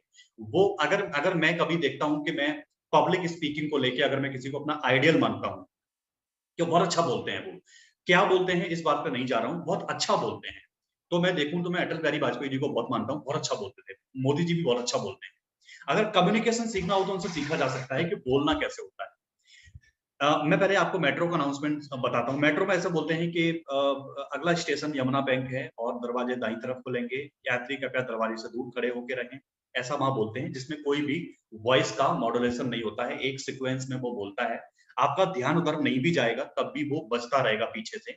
और मेट्रो का अनाउंसमेंट ये चाहता भी है कि आप वो मत सुनो, उसकी तरफ हल्की आवाज में आएगा, आप उसको इग्नोर करो, और उससे आपका ध्यान आकर्षित नहीं होगा, मतलब वो इम्फेसिस करके नहीं बोलता है। अब आते हैं अटल बिहारी वाजपेयी जी कैसे बोलते थे। अटल बिहारी वाजपेयी जी की बात जब आप सुनोगे तो आपको मालूम पड़ेगा, कई जगह वो उनका जो आवाज है वो तेज होता है, उनका जो वॉल्यूम है बात करने का वो ऊपर जाता है, और कई बार उनके बात करने का जो वॉल्यूम है वो नीचे जाता है। यानी कि वो अपनी वॉइस को मॉड्यूलेट करते हैं, अपनी आवाज को ऊपर नीचे करते हैं, वो मॉड्यूलेट करते हैं। दूसरा चीज उनसे सीखा जा सकता है कि उनका रेट ऑफ स्पीच जो है वो आपको पूरा फ्लो में नहीं मिलेगा, 1 2 3 4 5 6 7 8 9 10 ऐसा नहीं मिलेगा। वो कैसे बोलते हैं, 1 2 3 4 5 6 7 8 9 10। वो ना लोगों से जल्दी रिलेशन बना लेता है और मैं बना नहीं पाता हूँ। वो हमेशा निगाह रखता है मार्केट में, पता नहीं कहाँ से बल्क ऑर्डर ले लेता है, उसको बड़े बड़े ऑर्डर मिल जाते हैं, वो ज्यादा सेल कर देता है। मैं सर ये बताओ, आप क्यों नहीं कस्टमर से रिलेशन बना पाते हो? कि अरे वो ना, मैं हमेशा अपनी दुकान पे रहता नहीं हूँ, मैं थोड़ा सा दुकान पे कम मन लगता है, मैं घूमने घामने निकल जाता हूँ, बेटे को बिठा देता हूँ, एक और लड़का रहता है उसको बिठा देता हूँ। मैं सर आपको पता है कि आप रहोगे तब आप अच्छे रिलेशन बना पाओगे, तो आपको बैठना चाहिए। क्या? हाँ जी बैठना चाहिए। सर एक बात बताओ, मैं कस्टमर को कोई सॉल्यूशन नहीं दे रहा हूँ, भूल जाओ, मैं कंसल्टेंट हूँ, मैं कोई सॉल्यूशन नहीं दे रहा हूँ। मैं उसको हुंडई वरना गाड़ी नहीं दिला सकता कि वो अपनी गर्लफ्रेंड को गिफ्ट कर दे मेरे ब्याह पे और वो आत्महत्या करने से बचे। मैं नहीं दिलाऊंगा उसको। मैं कस्टमर को सॉल्यूशन नहीं दे रहा हूँ, मैं सिर्फ कस्टमर से सवाल कर रहा हूँ। मैंने सवाल किया, सर एक बात बताओ कि बल्क ऑर्डर लेने के लिए क्या क्या ऑप्शन हो सकते हैं? आपने क्या कभी सोचा है कि पता नहीं ये बिल्डिंग के ऑर्डर्स को कहां से मिल जाते हैं? मैंने कौन सी बिल्डिंग के, कि ये अपार्टमेंट सोसाइटी का ऑर्डर ले लेता है। मैंने कहा आपने क्यों नहीं लिए? कि मैं जब जाता हूं तो वो लोग कहते हैं कि सोसाइटी में तो ऑलरेडी लग चुकी है पंप और या तो टेंडर जा चुका है। तो मैंने कहा सर आप बताओ कि किसी भी नई सोसाइटी जो बन रही होती है उसमें आपको ऑर्डर लेने सोसाइटी बनने के बाद जाना चाहिए, पहले जाना चाहिए? कि सर पहले जाना चाहिए। तो मैंने कहा सोसाइटी जो बन रही होती है वहां पर आपको कितने ऑर्डर मिल सकते हैं? कि जैसे कोई प्लॉटिंग हो रही है वहां पर 150-200 ऑर्डर एक बार में मिल जाते हैं, कोई कॉलेज बन रहा है वहां पे ऑर्डर मिल जाते हैं, कोई बड़ी कॉलोनी कट रही है वहां पर ऑर्डर मिल जाते हैं। तो मैंने कहा कॉलोनी कट रही है ये पता करने के लिए आपको किससे मिलना पड़ेगा? बोलता है मुझे बिल्डर से मिलना पड़ेगा। मैंने कहा बिल्डर आपको पता है कौन कौन से बिल्डर जिससे आपको मिलना है? बोला सर एक मिनट सर मैं आपसे ना आधे घंटे बाद बात करता हूँ। मैंने क्या हुआ सर? सर आपने हमारे सारे रास्ते खोल दिए। मैं कहा सर रुको रुको रुको, पहले अभी मैं ऐसे 100 तरह के मैं आपके रास्ते खोलूंगा। अगली चीज मैंने उनको यही बोली, सर ऐसे आपको 100 ऑफ आइडिया जानने हैं ना, तो आप एवरीथिंग अबाउट एंटरप्रेन्योरशिप लो, यहाँ पर आप बिजनेस के बारे में सीखोगे and on the spot close. बोला सर पहले तो मैं आपको पेमेंट करता हूँ, और सर ऐसे ही हम पे दया दृष्टि दिखाए रखना हमें बताने के लिए। मैंने कुछ नहीं किया था, कस्टमर के रास्ते खुद से क्लियर हो गए। कंसल्टिंग करते टाइम पर आप कस्टमर से ओपन एंडेड सवाल करते हो, लीडिंग सवाल करते हो। लीडिंग सवाल का मतलब ये होता है सवाल में पीछे मत जाना, सवाल को आगे आगे आगे लेके जाना है, कन्वर्जन की तरफ लेके जाना है। मैं आपको एक कॉल रिकॉर्डिंग सुनवाता हूं। मुंबई बेस एक रियल एस्टेट कंपनी है जिसके ऑनर है संजय पाटिल जी। 40 मिनट की कॉल में पहली बार कस्टमर से बात हुई थी। 40 मिनट की कॉल में उन्होंने कॉल पर रहते हुए उन्होंने 1,05,000 रुपए की पेमेंट करी हुई है। एक कॉल सुनते हैं, अगर ये ओपन हो जाएगी तो।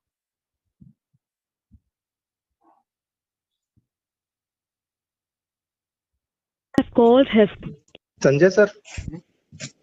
बोलिए सर।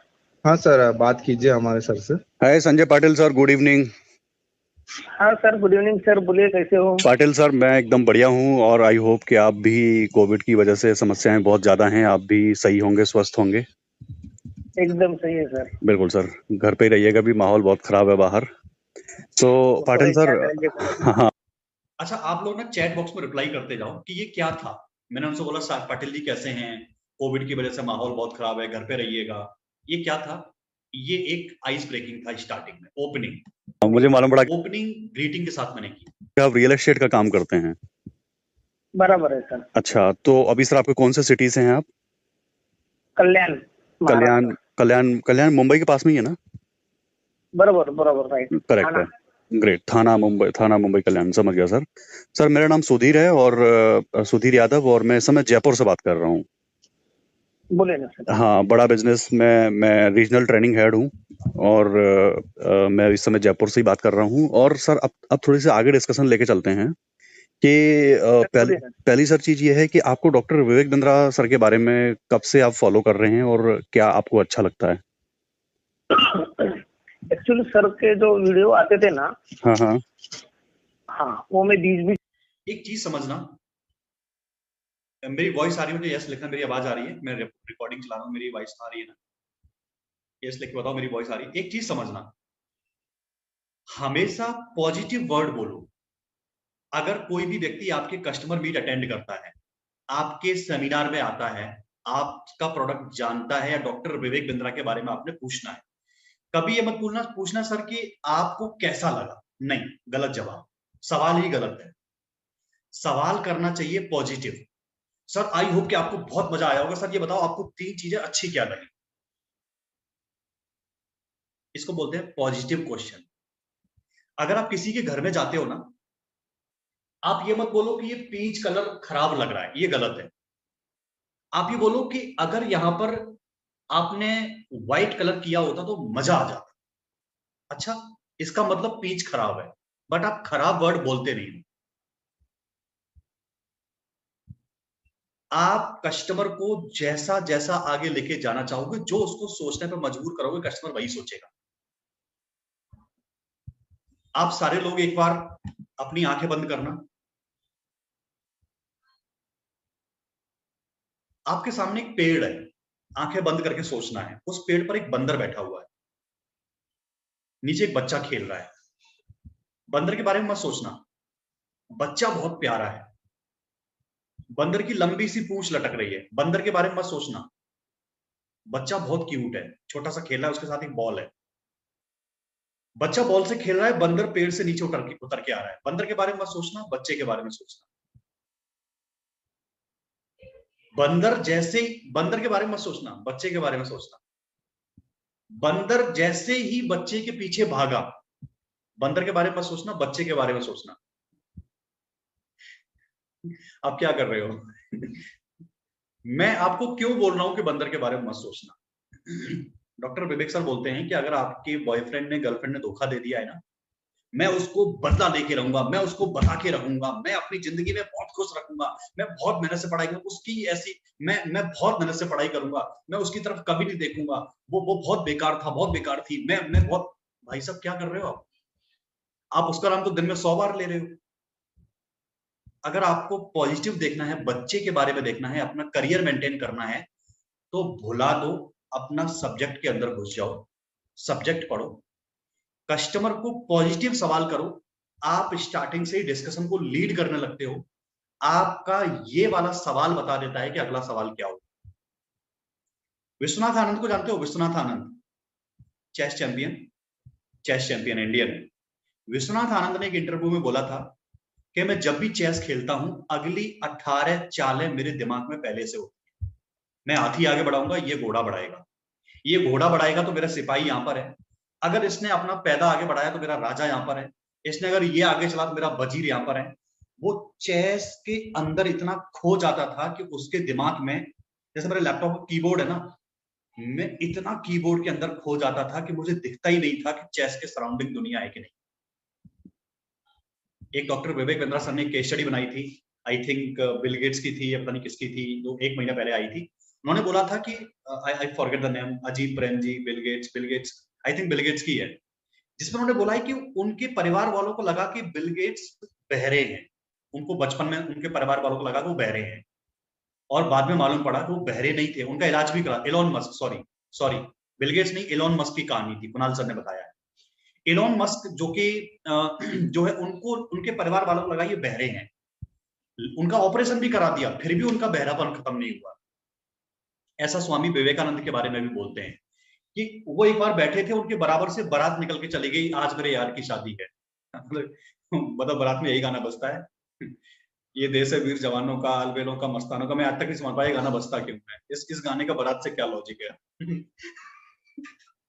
उनके बराबर में बारात निकल के चली गई, उनसे किसी ने पूछा कि आपने कोई बारात जाते हुए देखी? बोले नहीं, मुझे नहीं पता।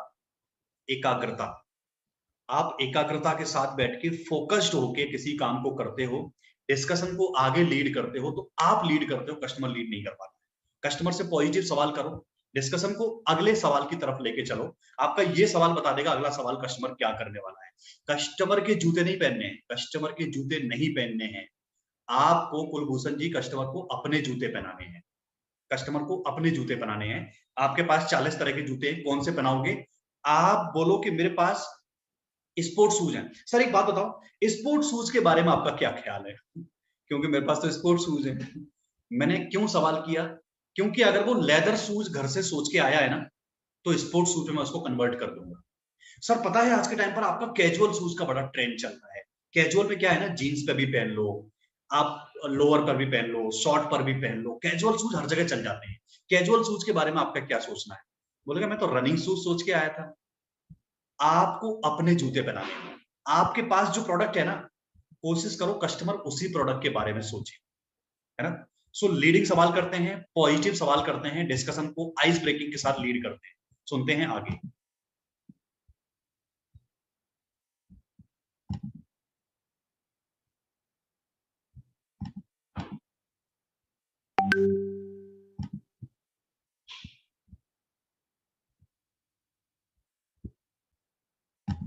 रिकॉर्डिंग बंद हो गई थी, दोबारा रन करता हूं। यही पंगा है।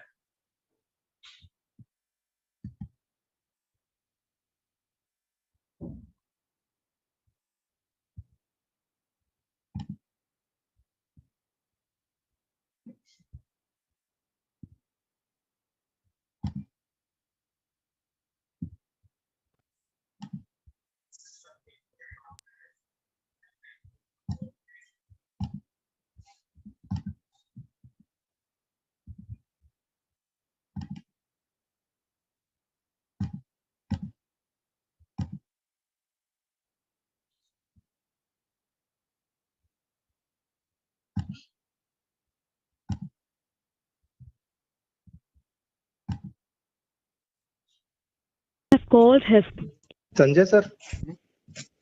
बोले सर। हाँ सर, बात कीजिए हमारे।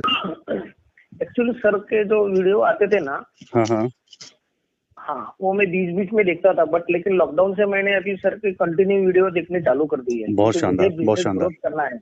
अमेजिंग। हाँ, ग्रेट। तो ओला जैसे वो ऑनलाइन बिजनेस उन्होंने ग्रोथ किया है, हाँ, राइट। उस तरह से मुझे मेरा ऑनलाइन बिजनेस डेवलप करना है। एक डिलीवरी सर्विस है जो जैसे जोमेटो, स्विगी जैसा, और हाउसिंग मैजिक जैसा एक मुझे थोड़ा खुद का प्लेटफॉर्म, वेबसाइट और ऐप बनाना है। वंडरफुल। अब सर थोड़ा सा हम आपके बिजनेस के बारे में समझ लेते हैं कि आपकी एज क्या है सर अभी? 40 इयर्स। और आप सर इस जो करंट बिजनेस आपका रियल एस्टेट में है, इसमें कितने टाइम से हैं? इसमें पकड़ते चलिए और एक 14-15 से। अरे अच्छा खासा एक्सपीरियंस है। ग्रेट। तो सर अब मैं थोड़ा सा आपके बिजनेस के बारे में समझता हूँ। आपका बिजनेस मतलब किस लेवल का है, और सेल परचेज करते हैं या फिर कंस्ट्रक्शन भी कराते हैं, मतलब कैसे? सेल परचेस करवाता हूँ। कंस्ट्रक्शन से आपका कोई मतलब नहीं है? नहीं नहीं नहीं नहीं, अच्छा। सामने वाला कंस्ट्रक्शन करके लेता है, हम लोग हाँ। सोल सेलिंग करना है या हम्म। सेल करना है, ग्रेट। चैनल पार्टनर बनते हैं। ग्रेट, समझ गया। तो सर आपकी कंपनी है, आपने टीम रखी हुई है अपनी? हाँ सर, कितने लोग होंगे? अभी 5-6 लोग हैं सर। 5-6 लोग हैं।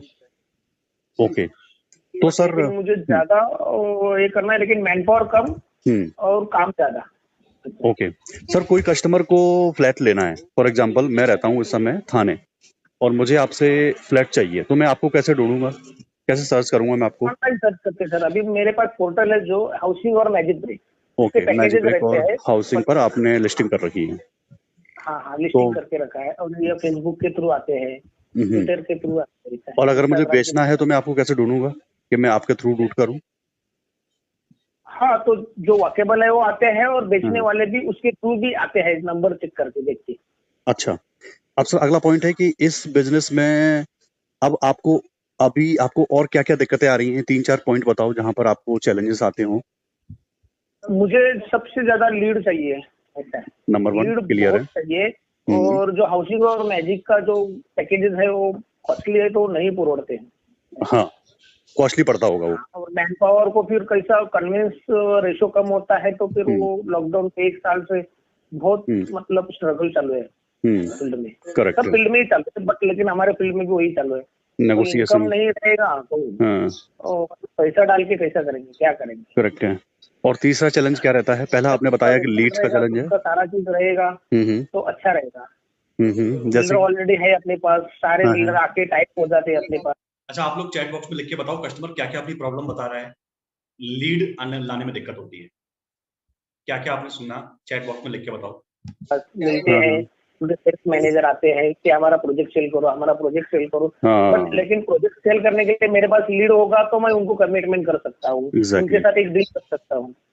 एग्जैक्टली।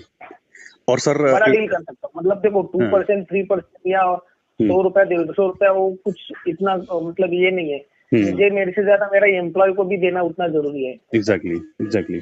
सर कोई भी सेल परचेज आपकी होती है तो उसमें सर आपका कमीशन कितना परसेंट बनता है? मिनिमम 2% होता है। 2% मिनिमम लेते हैं आप, मतलब सेलर बायर दोनों तरफ से, एक तरफ से? नहीं नहीं नहीं नहीं, वो बाहर की तरफ से न्यू में नहीं लेते, अगर रिटेल में जाते हैं तो दोनों तरफ से। एक चीज हमेशा याद रखना, जब भी आप कस्टमर से बोलते हो ना कि आप कितना बचा लेते हो, आपका प्रॉफिट क्या है, ये सवाल कभी डायरेक्ट नहीं किए जाते। हम यहाँ पे गलतियां कर देते हैं, कस्टमर ऑफेंड कर जाते हैं। कस्टमर को पता ही नहीं चलना चाहिए, कनेक्टिंग सवाल नहीं होने चाहिए। पहला सवाल, सर आपके स्कूल में कितने स्टूडेंट होंगे? 1000 होंगे सर। सर 1000 स्टूडेंट में आपका क्या एवरेज फीस होगा? कि फीस होगा लगभग 800 रुपए। आपने अंदर अंदर से कैलकुलेशन कर लिया, 800 इंटू 1000, हिसाब लगा लिया मंथली कितना आ रहा है। सर कितना टीचर है आपके स्कूल में? टीचर है करीबन 70 का स्टाफ है। ओके सर, एवरेज सैलरी क्या है इन लोगों की? 30-40 हजार। आपने कॉस्टिंग लगा लिया अंदाजा बीच में। सर आपके पास सबसे बड़े एक्सपेंसेस कौन से हो रहे हैं, मतलब जहां सबसे ज्यादा आपका पैसा जाता है? मतलब 20% मेरा पैसा ट्रांसपोर्टेशन और बिल्डिंग के रिनोवेशन में हर महीने चला जाता है। आपने यहां से अंदाजा लगा लिया। तो प्रॉफिट कितना कमा रहे हो कस्टमर कभी बताएगा नहीं। इन कस्टमर से इनसे मैंने बीच में सवाल किया है कि आप मंथ में कितनी डीलिंग करा देते हो? ये बोलते हैं मंथ में 350 हमारी इंक्वायरी डील हो जाती है डन। एक डील पर कितना मार्जिन रहता है? 2% का मार्जिन रहता है। 200 डील महीना, 2% का मार्जिन। इनसे मैंने बीच में सवाल किया है, सर आपका एवरेज जो प्रॉपर्टी कॉस्ट है वो कितना होता है? ये बोलते हैं 1 CR होता है एवरेज। 2 करोड़ की भी होती है, 40 लाख वाली मैं भी डील कर लेता हूँ। अब यहां से मैंने अंदाजा लगा लिया कि ये एनी हाउ अगर 200 डील करते हैं 1-1 करोड़ वाली, तो इज अ रिच, अच्छा खासा चल रहा है। और मार्जिन प्रॉफिट की अगर बात करें तो ये मुझे इन्होंने कॉल के एंड में बताया है कि मेरा मंथली जो रेवेन्यू होता है, प्रॉफिटेबिलिटी जो होती है, वो 1 CR से ऊपर इनकी जाती है। ये मुंबई के बहुत बड़े रियल एस्टेट ब्रोकर हैं। ये 99 एकड़ जैसा अपना एप्लीकेशन बनाना चाहते हैं। और ये खुद से एक इंजीनियर भी हैं, ये आपको बाद में मालूम पड़ेगा। अच्छा, समझ गया। 2% बट लेकिन न्यूमेरिकली बिल्डर लोगों से ही लेते हैं। ऑफ टोटल सेल वैल्यू, मतलब अगर 50 लाख का फ्लैट है तो 2%। फ्लैट का valuation as per market 50 lakh का 2% हुआ 1 लाख रुपए। बराबर। समझ गया। ब्रोकरेज चार्ज हो गया आपका। हाँ वही सर हो गया। रेंटेड प्रॉपर्टी में भी डील करते हैं कि लीज हाँ वो रेंट? भी करता हूँ, वो भी करता हूँ। हाँ, किसी छोटी टिकट कस्टमर साइज को भी हो छोड़ता जाता है। नहीं सर। वो हाँ। छोटी टिकट साइज बन जाता है उसमें, तो इधर हर जगह 15 दिन का ही लेते हैं। सॉरी, रेंटेड प्रॉपर्टी में तो ज्यादातर रेंट ब्रोकरेज। में ऐसा होता है 1 महीने का रेंट लिया जाता है। हाँ हाँ, समझ गया। अब सर बताता हूँ मैं। Thank you so much sir, आपने बहुत ही नाइसली अपने बिजनेस के बारे में बताया।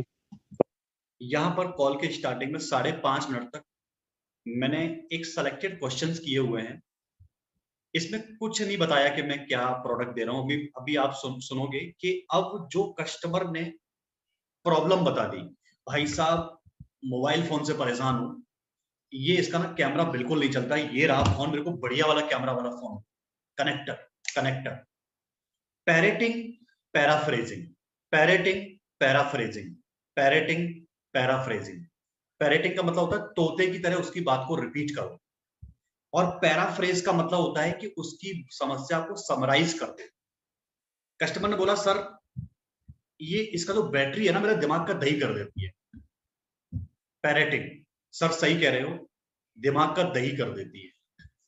मतलब जैसा कस्टमर ने बोला वैसे रिपीट कर दिया। सर एकदम सही कह रहे हो, बैटरी से ना मेरा भी दिमाग का दही हो जाता है। अच्छा तुम्हारा भी होता है? तुम्हारा दिमाग का दही मेरा दिमाग का दही बनता है। कस्टमर परेशान है मतलब, तो कस्टमर को सेम बोल, वही लाइन कस्टमर की रिपीट कर दे। कस्टमर ने बोला भाई साहब ऐसी कुर्सी देना टूटे नहीं बिल्कुल भी। सर सही कह रहे हो, मैं आपको ऐसी कुर्सी दूंगा बिल्कुल नहीं टूटेगी। कनेक्टर, कस्टमर ने आपकी दुकान पर आके बोला ऐसी जीन्स चाहिए भाई साहब, कलर नहीं जाना चाहिए। अगर आपने कलर नहीं जाना चाहिए, इस बात को अगर आपने पैरेटिंग नहीं किया, पैरेट मतलब तोते की तरह अगर आपने रिपीट नहीं किया, तो आपने कस्टमर से कनेक्ट नहीं बना पाया। सर बिल्कुल मैं आपको ऐसी जीन्स दिखाऊंगा जिसका कलर नहीं जाएगा। पैराफ्रेजिंग, सर कलर चला जाता है ना तो जीन्स खराब हो जाती है, मुझे पता है ये चीज, मैं आपको अच्छी क्वालिटी की जीन्स दूंगा। पैरेटिंग, पैराफ्रेजिंग, कस्टमर जो भी प्रॉब्लम बताता है ना उसको पैरेटिंग पैराफ्रेजिंग कर दो। Connect the connector, repeat the connector. Customer ने बोला लीड की दिक्कत है, सेल्स की दिक्कत है, नेगोशिएशन नहीं हो पाता है मेरे से, मैन पावर मेरी कंट्रोल नहीं रहती है, ओला जोमेटो की तरह मुझे अपना एप्लीकेशन बनाना है, 99 एकड़ और मैजिक ब्रिक से मुझे लीड बहुत महंगी पड़ती है। अब इसके बाद क्या होता है कि अगले 10 मिनट आपका टाइम है कि जो आपने प्रॉब्लम सॉल्विंग कोर्स देखे हैं वो कस्टमर की कैसे मदद कर पाएंगे, यानी it's time to pitch your product. अब आपके पास जो प्रोडक्ट की लाइनअप है, उस लाइनअप में कौन कौन सी चीजें हैं जो कस्टमर की मदद कर पाएंगे। अब कल को आपके साथ ऐसा ही होने वाला है, एक 20 साल का लड़का आपको फोन करेगा या आपकी उससे बात होगी, बोलेगा सर मैं सूरत से बात कर रहा हूं और मेरे पिताजी बिजनेसमैन है, लेकिन मुझे उनका बिजनेस नहीं करना है, मुझे अपना अलग बिजनेस करना है। अच्छा सर बहुत शानदार, इतनी कम एज में आप बिजनेस करना चाहते हो, जबरदस्त। सर ये वाला टैलेंट हो ना गुजरात में ही देखने को मिलता है। सर सूरत में तो इतनी इंडस्ट्रीज हैं, मतलब पूरी इंडिया में फेमस है। तो बहुत अच्छा लगा आपसे बात, तारीफ कर दी। हाँ जी, अच्छा लगना चाहिए मुझे आपसे बात करके, मतलब आपको मुझसे बात करके अच्छा लगना चाहिए, तारीफ कर दी पहले आप। देन सर ये बताओ कि आपने अब तक क्या प्लान किया है बिजनेस करने का, कि मुझे ना प्लास्टिक के आइटम का कुछ टॉयज वाला बिजनेस करना है। सर एकदम सही बोला, आपको ना टॉयज वाले बिजनेस की ना बड़ी डिमांड है। अगर मैं बोलता पागल आदमी हो, टॉयज का बिजनेस कर रहे हो, फोटोग्राफी का बिजनेस करो, तो भाई साहब ये गलती सेल्स में जिंदगी में मत करना। कस्टमर ने जो प्रॉब्लम बताई ना, उस प्रॉब्लम के लिए आप क्या सॉल्यूशन दे सकते हो ये बताना। सारे बिजनेस के प्रिंसिपल सेम होते हैं, आपने घूम फिर के इसी बात पे आ जाना है। सर स्टार्टअप कैसे स्टार्ट करोगे, how to start a startup हम आपको बताएंगे। इसमें आपको मालूम पड़ेगा पहले 1000 कस्टमर कहां से लेके आओ। सर बिजनेस में ना जब आप टॉयज का बिजनेस करोगे ना, बार बार आपको वही टॉयज वाला बिजनेस रिपीट करना है। जैसे यथार्थ ठाकर सर ने कोई बिजनेस करना है कि मुझे ठाकर नाम से अपनी कंपनी बनानी है, ट्रांसपोर्ट का बिजनेस करना है। अब मैं इनका ठाकर जो नाम है ना उसको मैं बार बार रिपीट करूं। सर मेरा उद्देश्य है कि आपका ठाकर इंडस्ट्रीज नाम से आपकी कंपनी बने, जिसमें आप ट्रांसपोर्ट का बहुत बड़ा एक एप्लीकेशन बनाओ और आप इंडिया की सारी गाड़ियों को ओला के बराबर उस पर दौड़ाओ। सर आप कर सकते हो, यथार्थ सर आप कर सकते हो। देखो ठाकर इंडस्ट्रीज के नाम को बड़ा करने के लिए आपको क्या करना पड़ेगा कि आपको पहले सीखना पड़ेगा ई कॉमर्स कैसे काम करता है। सर मैं चाहता हूं कि ठाकर एक दिन बहुत बड़ा ब्रांड वैल्यू बने, और ठाकर की ब्रांड वैल्यू बनाने के लिए इनको अच्छा लग रहा होगा सुन के, यस और नो? यानी कोई भी कस्टमर ने जो अपनी बिजनेस, अपना आइडिया, अपना ड्रीम, अपनी कंपनी का नाम अगर एक बार आपको बता दिया ना, उसका नाम आप 10 बार रिपीट करो। एक कंपनी है सीन अनसीन नाम से, जयपुर में है। सीन देखा, अनसीन अनदेखा। सीन अनसीन कंपनी है जिसकी मैडम का कॉल आया था, मैंने उनको on the spot physical meeting में LTM दिया था। मैडम का बोलना था कि मैं फोन पे बात नहीं कर सकती, मैं बहुत बिजी हूँ, आप आके मुझसे मिल लो। मैं उनकी मीटिंग में मिलने गया, और मीटिंग में मिलने पर समझ लो मैंने उनके स्टार्टिंग के 10 मिनट में मैंने उनकी आंखें रोक दी। मैंने सवाल किया, मैडम ये बताओ कि आपका बिजनेस कितने साल से चल रहा है? तो बोलती है जितना बड़ा ये बेटा हो गया उतना बड़ा बिजनेस हो गया। मैंने कहा कि मैम मैं आपकी जिंदगी की पूरी कहानी सुनना चाहता हूँ 20 साल की, 5 मिनट के अंदर, कि किन परिस्थितियों में आपने इस बिजनेस की शुरुआत करी थी और अभी इस बिजनेस को कहां पर लेके आप पहुंचे। कस्टमर ने गहरी सांस ली। मैडम बोलती हैं कि सर ये सवाल पूछने वाला पहले तो आप मेरी जिंदगी के पहले व्यक्ति हो जिन्होंने ये सवाल किया है कि मैं आपकी जिंदगी की कहानी सुनना चाहती हूँ। सर बहुत बेकार कहानी है मेरी जिंदगी की, दर्द भरी, आप मत सुनो। मैं कहा मैडम नहीं, जब तक आप कहानी नहीं सुनाओगे मैं यहाँ से आगे नहीं बढ़ेंगे, अपनी लाइफ की मुझे कहानी सुननी है। बोला सर मेरी शादी हुई थी रिसेंटली, मेरे 2 बच्चे थे, मैं गांव में रहती थी। मैं जल्दी बता रहा हूँ, बहुत इमोशनल स्टोरी है, मैं जल्दी जल्दी बता रहा हूँ तो आप इमोशन में आ जाओगे। मेरे हस्बैंड का ऐसे ऐसे मिस हैपनिंग हो गई, गांव वालों ने मुझे घर से निकाल दिया, मैं शहर आ गई जयपुर, और यहाँ पर मैंने एक टेलर के पास बैठ के मैंने काम करना स्टार्ट कर दिया। मैं टेलर था उसके पास, मैंने बोला कि मैं आपके बैग बनाऊंगी, कपड़े वाले बैग, जो कपड़ा आपका बचता है मैं बैग बना के बेच के आऊंगी। टेलर कपड़े बनाता था, जो कपड़ा आपका बचता है मैं उससे बैग बनाऊंगी छोटे छोटे, और मैं मार्केट में सेल करके आऊंगी। 50 पैसे, 1 रुपए का मैं बैग बेच के आती थी। शर्ट और पैंट के कपड़े बचे होते थे उससे। ये दोनों बच्चे मेरे पास बैठे रहते थे, इनकी स्कूलिंग मैंने मिस करा दी, लेकिन उन कपड़ों के बैग बना के मैंने 1 साल के अंदर इतना कर लिया कि मैं अपने बच्चे को सरकारी स्कूल में एडमिशन दिला पाई। उसके बाद मुझे उस बैग ने मुझे स्टार्टअप दे दिया मेरी जिंदगी में। मैं आगे बढ़ी और मैंने उन बैग में डिजाइनिंग करना स्टार्ट कर दिया। 5 साल हो चुके थे। मैंने टेलर सर जो है ना, जिनके बारे में मैंने नाम लिया, वो आज भी हमारी कंपनी में जॉब करते हैं। वो हमारी कंपनी के प्रोडक्ट हेड हैं आज भी। मैं उनके पैर भी छूती हूँ कि मेरी जिंदगी उनकी वजह से है। मैंने बैग बनाए और मैंने बैग में फिर मार्केट की रिसर्च करी कि लोगों को कैसे बैग पसंद आते हैं। मैं स्कूल में जाती थी और लड़कियों को बैग दिखाती थी, बोलती थी यहाँ पर ना ये चाहिए, ये चाहिए, यहाँ पर ये फेरी बना दो, एक डॉल बना दो। मैंने उनको बना के दिया। सर एक दिन क्या हुआ कि मैं नाहरगढ़ फोर्ट पर बैग बेच रही थी, एक अमेरिकन आया, उसको बैग पसंद आया, मेरा नंबर ले गया। अमेरिका जाके उन्होंने मुझे चिट्ठी लिखी कि जो बैग मैं आपका लेके आया हूं इसकी मुझे 5000 क्वांटिटी चाहिए। मैं उछल पड़ी, मैंने 5000 क्वांटिटी बना के दी। उस कंपनी ने बाद में मुझे टेंडर साइन किया कि अब आप मेरे एक्सक्लूसिव पार्टनर हो प्रोडक्ट मैन्युफैक्चरिंग वाले। इंडिया से मुझे हर साल इतने ऑर्डर चाहिए और ये ऑर्डर इस कंट्री में जाएंगे और इस ब्रांड नेम से आप पूरी दुनिया में किसी को भी ये बैग नहीं बना के दोगे। मुझे आपके बैग बड़े पसंद आए। बैग, पिलो, कुशन, ये सब बनाती थी। आज के टाइम पर उनके जो मंथली ऑर्डर है, monthly order is 2.5 lakh. 2.5 lakh उनका ऑर्डर जाता है। उनके बैग बहुत सारी कंट्रीज के बहुत सारे होटल्स में जाते हैं and company valuation is 300 crore. इसके बाद वो रोने लगी, कहती सर जिंदगी, अब ये बात ना किसी और को मत बताना, क्योंकि जिन परिस्थितियों में आपने सवाल कर दिया ना कि मैं आपकी जिंदगी की कहानी सुनना चाहती हूँ, दैट वाज अमेजिंग। उनके घर में एक ऑडी खड़ी थी, बाहर एक क्रेटा गाड़ी, 3-4 गाड़ियां खड़ी थी उनके घर के बाहर। उनका बेटा ऑस्ट्रेलिया में पढ़ता है। सो कोई भी कुछ भी कर सकता है। एक बिजनेसमैन जब बनता है ना तो उसकी कहानी बड़ी दर्द भरी होती है। कभी भी किसी भी बिजनेसमैन के पास उतने पैसे नहीं होते हैं जितना उसके बिजनेस में चाहिए होते हैं। वो जुगाड़ करता है, जोड़ता है, बड़ी मुश्किल से वो उसको बिजनेस को आगे लेके चलता है। वो उस बिजनेस के लिए अपने परिवार को सेक्रीफाइस कर देता है। उसने अपने बच्चे की तरह उसको पाला होता है। उस बिजनेस का बार बार नाम लो। उसके बाद मैंने बार बार उस बिजनेस का नाम लिया। मैंने कहा मैम, जितना आपने सेक्रीफाइस किया है ना इस बिजनेस सीन अनसीन के बारे में, मैं चाहता हूं कि अब आपके साइड में बैठने की वक्त आ गया है और आप इसको ऑनलाइन लेके जाओगे। उनका कंसर्न ये था कि जो कॉन्ट्रैक्ट उन्होंने अमेरिकन कंपनी के साथ साइन किया है उनको ब्रीच करना है, उसको ब्रेक करना है। वो चाहती है कि इसको फ्लिपकार्ट के साथ वो चाह के भी नहीं बेच सकती हैं। 3 साल पहले उन्होंने अपने वेब को अमेजोन पर डाला था, उस कंपनी को मालूम पड़ गया, 6.5 लाख का इनको फाइन भरना पड़ा। सीज इंटेंगल, उलझी हुई एक टेंडर में। वो टेंडर से बाहर कैसे निकलें, कॉन्ट्रैक्ट से बाहर कैसे निकलें, उस कॉन्ट्रैक्ट से उलझी हुई है। बाद में आइडिया दिया, उनको कॉन्ट्रैक्ट से बाहर निकाला भी है। कंपनी ही हमने डिलीट मार दी, खत्म करो कंपनी। कौन जानता है, इंडिया में कोई जानता नहीं है इसको।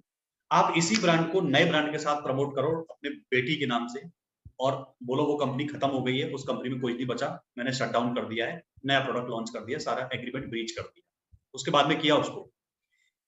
तो कैसे एक बिजनेसमैन की बड़ी दर्द भरी कहानी होती है। अब आते हैं सॉल्यूशन पे। उनको सॉल्यूशन क्या बताए। सॉल्यूशन बताते एक चीज ध्यान रखनी है, बिजनेस पर फोकस करना है, कस्टमर का नाम बार बार लेना है, बिजनेस के ग्रोथ के बारे में बात करनी है और सटीक टू द पॉइंट रह के उनसे बात करनी है कि उनकी समस्या क्या थी, उस समस्या के लिए हम क्या सॉल्यूशन। पाटिल सर, बहुत अच्छा लगा आपसे बात करके। रियल एस्टेट में आप 15 साल से हैं और डॉक्टर विवेक बिंद्रा को आप जबरदस्त तरीके से फॉलो कर रहे हैं। अब मैं बताता हूँ मैं आपकी कैसे हेल्प कर सकता हूँ। नंबर 1 ये है कि आपको डॉक्टर विवेक बिंद्रा सर जो हैं ये इंटरनेशनल बिजनेस कोच हैं और दुनिया में जितने भी हर इंडस्ट्री को लेकर बेहतरीन जो प्रोफेसर हैं ना, जो बिजनेसमैन हैं, उनको डॉक्टर विवेक बिंद्रा ने एक प्लेटफॉर्म पर लेके आए और उनको जो है उनको प्रोफेसर बना लिया। So for example, Ritesh Agarwal ने ओयो रूम्स कैसे बनाया, उन्होंने अपना प्रोफेसर बना लिया उनको। और रितेश अग्रवाल को सुनने के लिए अगर मैं बोलूँ ना कि मैं आपको 10 करोड़ रुपए देता हूँ, 1 घंटे मुझे बता दो अपनी स्ट्रेटजी, वो तब भी नहीं बताएंगे। लेकिन इस प्लेटफॉर्म पर वो ये बोलते हैं कि मैंने ओयो रूम्स बनाया, मैं कैसे डे 1 पे था और मैंने कैसे इस बिजनेस को बिल्डअप किया।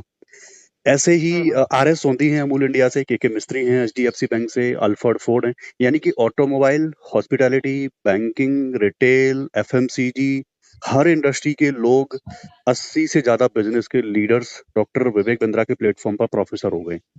अब हुआ क्या कि इन सब लोगों से अलग अलग टॉपिक को लेके कंटेंट बनवाया गया, वीडियो रिकॉर्डिंग कराई गई, उसमें एनिमेशन डाले गए कि अकबर ने बीरबल को ये बोला तो ऐसे हुआ, तो अकबर और बीरबल को बनाया गया, पिक्चराइजेशन किया गया।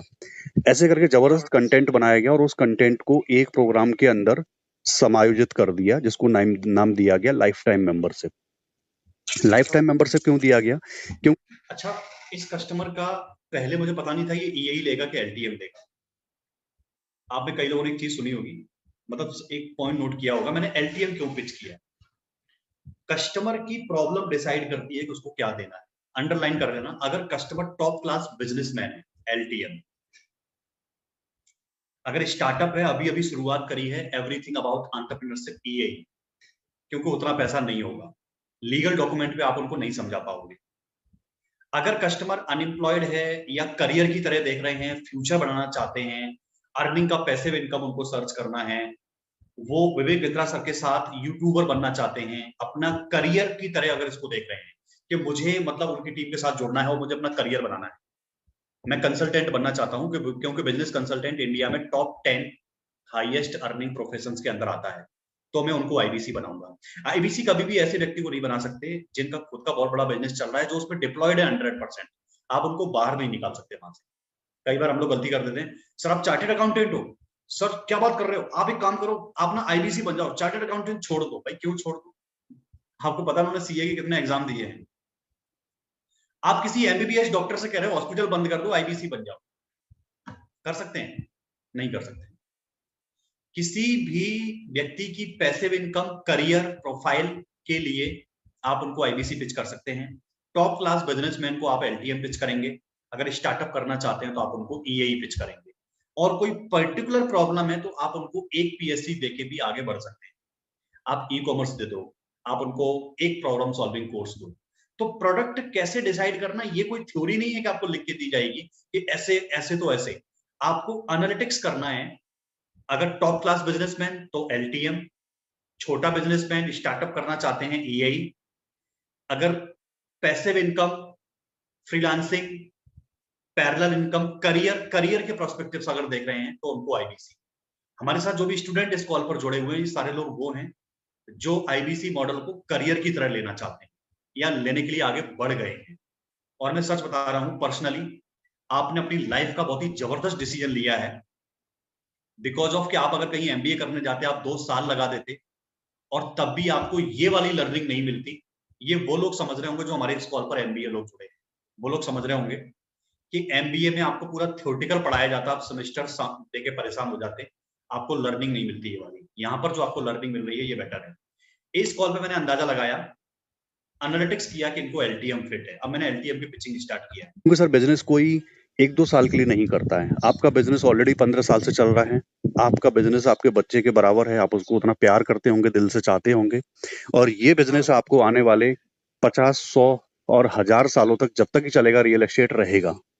रियल एस्टेट एक ऐसा बिजनेस है, चाहे अंतिम व्यक्ति भी इस दुनिया में बचेगा उसको भी एक छत चाहिए होगी, तो मतलब रियल एस्टेट चलेगा। सिचुएशन रहती है कभी। अब मैं इस रिकॉर्डिंग का लास्ट पार्ट सुनवा रहा हूं, इसके बाद की रिकॉर्डिंग आप जो मैंने आपको ड्राइव शेयर करी है उसके अंदर आप सुनना। कभी भी कस्टमर के बिजनेस मॉडल को लेकर उसको डिमोरलाइज नहीं करना होता है। मैंने इनको बोला सर रियल एस्टेट एक ऐसा बिजनेस है, इस दुनिया में जब अंतिम व्यक्ति बचेगा ना उसको भी रहने के लिए छत चाहिए होगी। अगर यही बोलता है मेरा ग्रोसरी स्टोर है, सर ग्रोसरी एक ऐसा बिजनेस है ना कि इस दुनिया में अंतिम व्यक्ति बचेगा ना वो भी आटा दाल चावल खाएगा। अगर ये कहते मेरा ऑटोमोबाइल का बिजनेस है, सर ऑटोमोबाइल ऐसा बिजनेस है कि इस दुनिया में अंतिम व्यक्ति बचेगा ना वो भी यहाँ से वहां जाने के लिए उसको गाड़ी चाहिए होगी। मतलब जो भी बिजनेस मॉडल है उस बिजनेस मॉडल में फ्यूचर है। ये रिकॉर्डेड कॉल्स हमारे साथ जो कई लोग मांग रहे हैं उनको मैं बता दूं कि मैंने एनएचआईटी नाम से कल आपको एक फोल्डर दिया हुआ था। इस फोल्डर को मैं आपको फिर से भेज दे रहा हूँ। उसमें गोल्डन कॉल नाम से फोल्डर है, इसमें आप ये रिकॉर्डिंग सुन सकते हो। कुल मिला के ये है कि कस्टमर से हमें स्टार्टिंग में एक रैपो बिल्डिंग करनी होती है, कस्टमर से नाइस एनालिसिस करके हमें नीड आइडेंटिफिकेशन करना होता है, उसके बाद कस्टमर की प्रॉब्लम को हमें समझना होता है, कस्टमर की प्रॉब्लम को लेने के बाद हमें कस्टमर को रिलेवेंट जो हमारे पास सॉल्यूशन है वो सॉल्यूशन ऑफरिंग के ऊपर बात आती है। आप कस्टमर को ये बताते हो कि सर आपकी प्रॉब्लम है ये कि सेल्स नहीं हो रही और मेरे पास क्या है, हाउ टू सेल। अपनी फिंगर्स पे लिख लो कि कस्टमर की प्रॉब्लम थी सेल नहीं हो रही, मेरे पास solution how to sell. Customer की प्रॉब्लम है लीड्स कहां से लाऊं, मेरे पास सॉल्यूशन है how to bring 1000 customer. Customer की प्रॉब्लम थी नेगोशिएशन नहीं आता, हमारे पास नेगोशिएशन का प्रॉब्लम सॉल्विंग कोर्स है। कस्टमर की प्रॉब्लम थी पैसा कहां से लगाऊं इन्वेस्टर में, मैंने फंड रेजिंग बताया। कस्टमर की प्रॉब्लम थी मैन पावर मैनेज नहीं कर पा रहा, मैंने उनको ह्यूमन रिसोर्स बता दिया। 5 प्रॉब्लम कस्टमर ने बोली, मैंने उनको 5 के सॉल्यूशन दे दिए कि हमारे पास ये प्रोग्राम है। अब सवाल ये आता है, किसी ने बीच में लिखा था कि सर इतनी सारी चीज बताने के लिए हमें बहुत कुछ पढ़ना पड़ेगा। तो मेरा जवाब है देखो वैसे तो हाँ मैं बोलूंगा पढ़ना पड़ेगा। देखो लर्निंग और अर्निंग ना साइकिल के 2 पहिए हैं बेसिकली। आईबीसी बनने के बाद, आईबीसी मतलब आपकी एक साइकिल है, ये अच्छा एग्जांपल है। आईबीसी मतलब आपने साइकिल खरीद ली, मनप्रीत सिंह जी। अब इसमें क्या है कि पिछला पहिया जो है ना वो लर्निंग वाला पहिया और अगला पहिया अर्निंग वाला पहिया है। तो आप पैडल कौन से पहिए मारते हो रंजीत साहा जी, पिछले पहिए। पिछले पहिए में पैडल मारते हो तो अगला पहिया अपने आप चलता है। यानी कि फोकस किस पे करना है वीरेंद्र सर, पिछले पहिए पे, उस पे चेन लगी हुई है लर्निंग वाले। कोई यही साइकिल देखिए इसमें अगले पहिए में चेन लगी होती है, नहीं पिछले पहिए में ही होगी। यानी पिछला पहिया लर्निंग का है, लर्निंग करनी पड़ेगी, अर्निंग अपने आप होगी। जब आप, मैं गारंटी से कहता हूं सर जिस दिन आप रिटेल का महाकुंभ वाला प्रोग्राम देख लोगे ना, रिटेल का महाकुंभ आपको मिला हुआ है, एवरीथिंग अबाउट एंटरप्रेन्योरशिप प्रोग्राम के अंदर है। 2.5 घंटे का नॉन स्टॉप प्रोग्राम आप देख लेना, आपकी डायरी के 10 पेज भर जाएंगे। और रिटेल का महाकुंभ प्रोग्राम देखने के बाद आप कल को कहीं भी अपना सुबह जिस आप रिटेल स्टोर पे जाते हो ना, जहां पर आप साबुन, शैम्पू, मिर्च मसाला, दही, मक्खन जो भी लेने जाते हो, उस दुकानदार को आप यही सेल करो। रिटेल का महाकुंभ ये सिखाता है कि रिटेल स्टोर कैसे चलाना चाहिए, इन्वेंट्री कैसे रखनी चाहिए, इन्वेंट्री कैसे मैनेज करनी चाहिए, उसमें ये बताया जाता है कि जब आपके स्टोर पर किंडर जो एक छोटा टॉय होता है वो बच्चा खरीदता है तो बच्चे के लिए बच्चे की हाइट पर रखना चाहिए 3 फीट की हाइट पर, और किंडर जो है आपने 6 फीट पर रख दिया, बच्चा खरीदेगा ही नहीं। और पिताजी कभी चाहते नहीं है इसको दिलवाएं, मदर कभी चाहेगी नहीं इसको टॉफी दिलवाएं, टॉफी आपने ऊपर रख दी, क्या फायदा हुआ सर? कस्टमर की आंखों की साइड में जो जो प्रोडक्ट रहेगा ना ज्यादा बिकेगा, नीचे रख दो कस्टमर नहीं उठाएगा उसको। जो चीज आपको टॉप सेलिंग करनी है कस्टमर की आंखों की निगाहों 5 फीट 6 फीट के बीच में रखो, 4 5 6 के बीच में रखो, 4 फीट 5 फीट 6 फीट के बीच में रखो। 45 डिग्री का एंगल होता है किसी भी शोरूम के। कभी पेंटालून सुपर स्टॉप जाना, जैसे शोरूम में एंट्री करोगे 45 डिग्री मेंस 45 डिग्री वुमेन्स, अगर फ्लोर अलग नहीं है तो। जैसे मेंस में एंट्री करोगे 45 डिग्री शर्ट 45 डिग्री ट्राउजर, जैसे ही ट्राउजर में एंट्री करोगे 45 डिग्री पे आपको मिलेगा बेल्ट शूज, अपर बियर डाउन बियर आपको सिस्टमेटिक तरीके से मिलेंगे। अब 45 डिग्री करते करते आप जेंट्स फुटवियर तक पहुंच गए और वहां जाके आपको लेडीज का टॉप मिल गया, तो आप लोगे? आप तो कंफ्यूज हो जाओगे। तो कस्टमर को आप अपने रिटेल स्टोर के अंदर कैसे घुमाते हो? कस्टमर यहां से उठाए, ट्रॉली पकड़े, साबुन शैम्पू ऑयल मिर्च मसाला रखते हुए 1 चक्कर 2 चक्कर 3 चक्कर और बाहर निकल जाए। रिटेल स्टोर कैसे मैनेज करना चाहिए? रिटेल स्टोर की ब्रांडिंग कैसे करनी चाहिए? जब आप प्रोग्राम सीख लोगे ना, जब मेरा कहने का पॉइंट है जब आप लर्निंग ले लोगे ना, आप अर्निंग को रोक ही नहीं पाओगे। आप इतना सीख जाओगे कि सामने वाले को जाके ना जबरदस्ती ज्ञान देना स्टार्ट कर। वैशाली नगर जयपुर में एक भूख लगी है नाम से रेस्टोरेंट है, उसका बड़ा अच्छा नाम है, भूख लगी, मुझे अच्छा लगा उसका नाम, भूख लगी है रेस्टोरेंट है। मैं उसके पास गया खाना खाने लंच आवर में, तो बोला सर क्या खाओगे? मैंने कहा जो तुम्हारा सबसे फेमस है वही ले आओ। अपन ना बॉयज जो है ना ज्यादा मेन्यू पढ़ते नहीं है, हमें घर वाले बोलते हैं कि मिठाई ले आओ बाजार से, मैं नहीं ढूंढ पाता ये रसमलाई है इसको क्या बोलते हैं, मैं बोलता हूँ मिक्स कर दे 1 किलो। मेरा दिमाग हनुमान जी की तरह ना पूरा पर्वत ले आते हैं वो जड़ी बूटी नहीं ढूंढते वहां पर। तो वहां पर मैंने बोला कि यार मेन्यू पता, अब मेन्यू पढ़ूंगा क्या मिलेगा? भिंडी मसाला, भाई भिंडी मसाला सर ये नहीं मिलेगा, चना मसाला सर ये नहीं मिलेगा, तो मिलेगा क्या? जो मिलेगा वही ले आओ भाई साहब। मैंने बोला जो तुम्हारा सबसे फेमस है वही ले आओ। बोला सर आप कहाँ से आए हो? मैं कहा मैं दिल्ली से आ रहा हूँ। कहता सर मैं आपको ना सबसे फेमस चीज खिलाऊंगा जो आपको दिल्ली में भी नहीं मिलेगी। मैंने कहा है ऐसा खिलाओगे? ऐसा क्या फेमस है? तो बोलता है सर हमारा ना पेरी पेरी चाप बहुत फेमस है। तो मैंने कहा आपने कहाँ लिखा है पेरी पेरी चाप फेमस? सर लिखा नहीं है। मैंने कहा आपको पता है, बैठो इधर, ऑर्डर बाद में लेना, बैठो इधर। कोई भी रेस्टोरेंट एक चीज की वजह से चलता है, चाहे मूर्थल है, चाहे वो किंग का खाना है या कोई भी है, जो ढाबा है ना, एक डिश उसकी फेमस, मूर्थल के पराठे, सुखदेव के पराठे, किंग का खाने की दाल मखनी, इसका कानपुर के ठग्गू के लड्डू, इसकी जलेबी, आगरा का इसका बेड़े भगत वाले की, ब्रजवासी की ये, उसका ये। कोई भी रेस्टोरेंट एक चीज से चलता है। अगर पेरी पेरी चाप आप इतना अच्छा बनाते हो कि दिल्ली तक को चैलेंज करते हो, तो आपने लिखा क्यों नहीं बात? आपको पता है आप पेरी पेरी चाप से जयपुर में छा सकते हो? है सर ये बात तो आपने बड़ी अच्छी बताई। मैंने कहा लिखो इधर बाहर, लिखो जयपुर का सबसे शानदार पेरी पेरी चाप, फेमस फॉर पेरी पेरी। मैंने कहा पेरी पेरी चाप रेस्टोरेंट का नाम कर दो और डेली स्पेशल बनाओ, और जो आज का स्पेशल है ना मेनू लगाओ बाहर, ब्लैक बोर्ड पे लिखो आज का स्पेशल।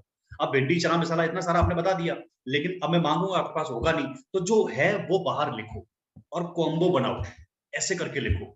ब्रांडिंग आपकी बिल्कुल गलत है, ब्रांडिंग ऐसी होनी नहीं चाहिए। देखो आपका होर्डिंग दिखाई नहीं दे रहा, लॉलीपॉप होर्डिंग लगाओ। लॉलीपॉप क्या होता है सर? लॉलीपॉप का मतलब होता है डंडी बाहर निकालो और गोल होर्डिंग लगाओ, क्योंकि जो आपका जो ये वाला जो होर्डिंग है ना, अगर पैरेलल होर्डिंग पर मैं जा रहा हूं कार से, मुझे दिखाई नहीं देगा, मैं निकल जाऊंगा आगे। लॉलीपॉप बाहर निकलते हुए दिखाई देता है, कई लोग समझ गए होंगे, आपने देखा होगा। लॉलीपॉप होर्डिंग लगाओ। बोला है, बोला सर ये आपको कहां से मिलता है? मैंने कहा पहले पेरी पेरी चाप ऑर्डर बोल दो फिर बताता हूँ।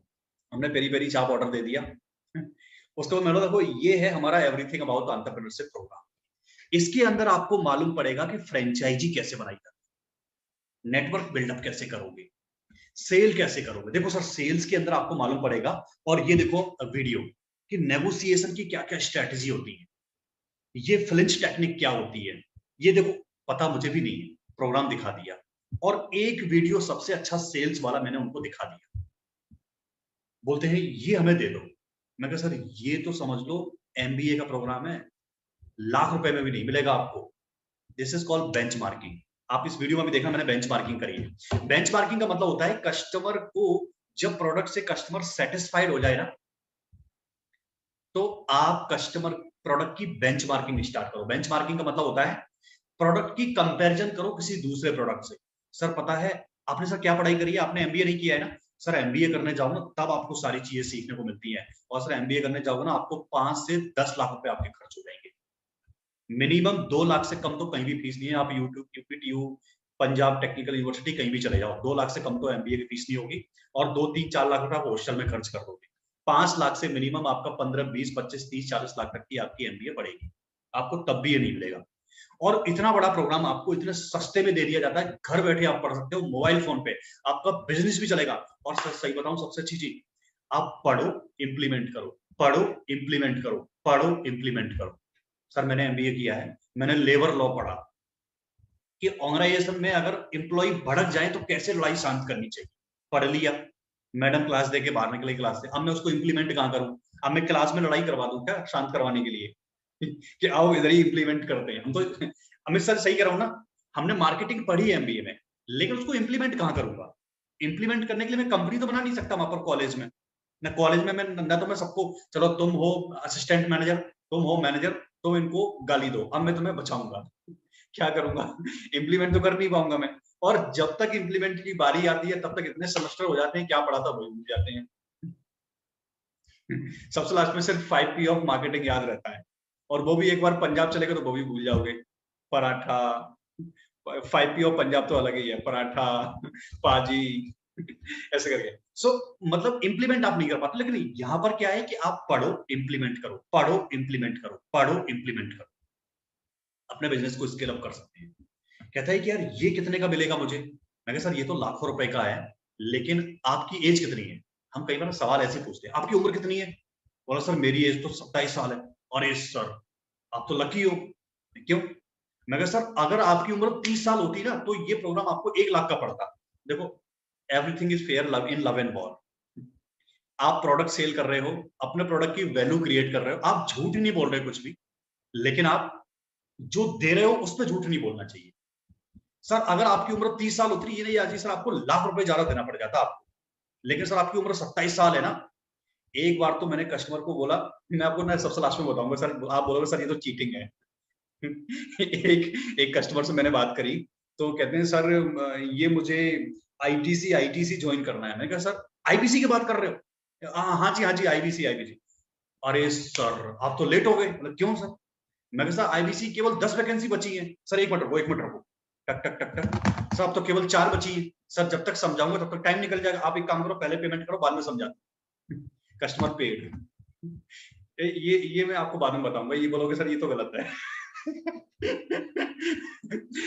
बेंचमार्किंग, मैं अमृतसर से दिल्ली आ रहा था और रास्ते में जो शताब्दी ट्रेन होती है उसमें खाना मिलता है। उसमें खाने के टाइम पे बाद में क्या होता है, वो वेटर आता है बक्सेस लेने के लिए। आपने कभी भी, मैं चलो शताब्दी छोड़ो, आपने किसी भी लोकल ट्रेन में देखा होगा कि जो ढपली बजा के आता है, परदेसी जाना नहीं बड़ा। अब भारत अगर आपको देखना है ना तो जनरल ट्रेन में ट्रेवल करो, आपको असली इंडिया दिखाई देगा। हर आदमी एक दूसरे से बात करता है, ये फ्लाइट में कोई बात नहीं करता। भारत देखना है ट्रेन में ट्रेवल करो, जनरल ट्रेन में आपको इंडिया दिखाई देगा। वहां पे जो गाना गाता है ना, वो ढपली लेके आता है, जो उसमें थाली में ना पहले पैसे दिलाता है खुद की पॉकेट से। मैंने देखा है उनको, ट्रेन में चढ़ेगा, अपनी पॉकेट में हाथ डालेगा, 10, 20, 50, 100 और कॉइन डालेगा थाली में, उसके बाद मांगने चलेगा आगे। शताब्दी ट्रेन में जैसे ही वो मांगने आया, पैसे लेने आया, मतलब वो शुगर वो लेके आता है, सौंप वगैरह, उसकी थाली में 100, 1, 50 और 10 के और कुछ एक कॉइन पड़े हुए थे। तो मैंने 100 का नोट उठाया, मैंने कहा ये किसने दिया? कहता सर ये छोड़ो, आपको जो देना है। मैंने नहीं भाई एक बात बता, ये है C1 और ये है सामने पेंट्री, तुम पेंट्री से आ रहे हो, ये 100 का नोट किसने दिया है? बोला सर बॉनी कराना, आपको जो देना है दो, हम हमें आगे जाने दो। That's called benchmarking.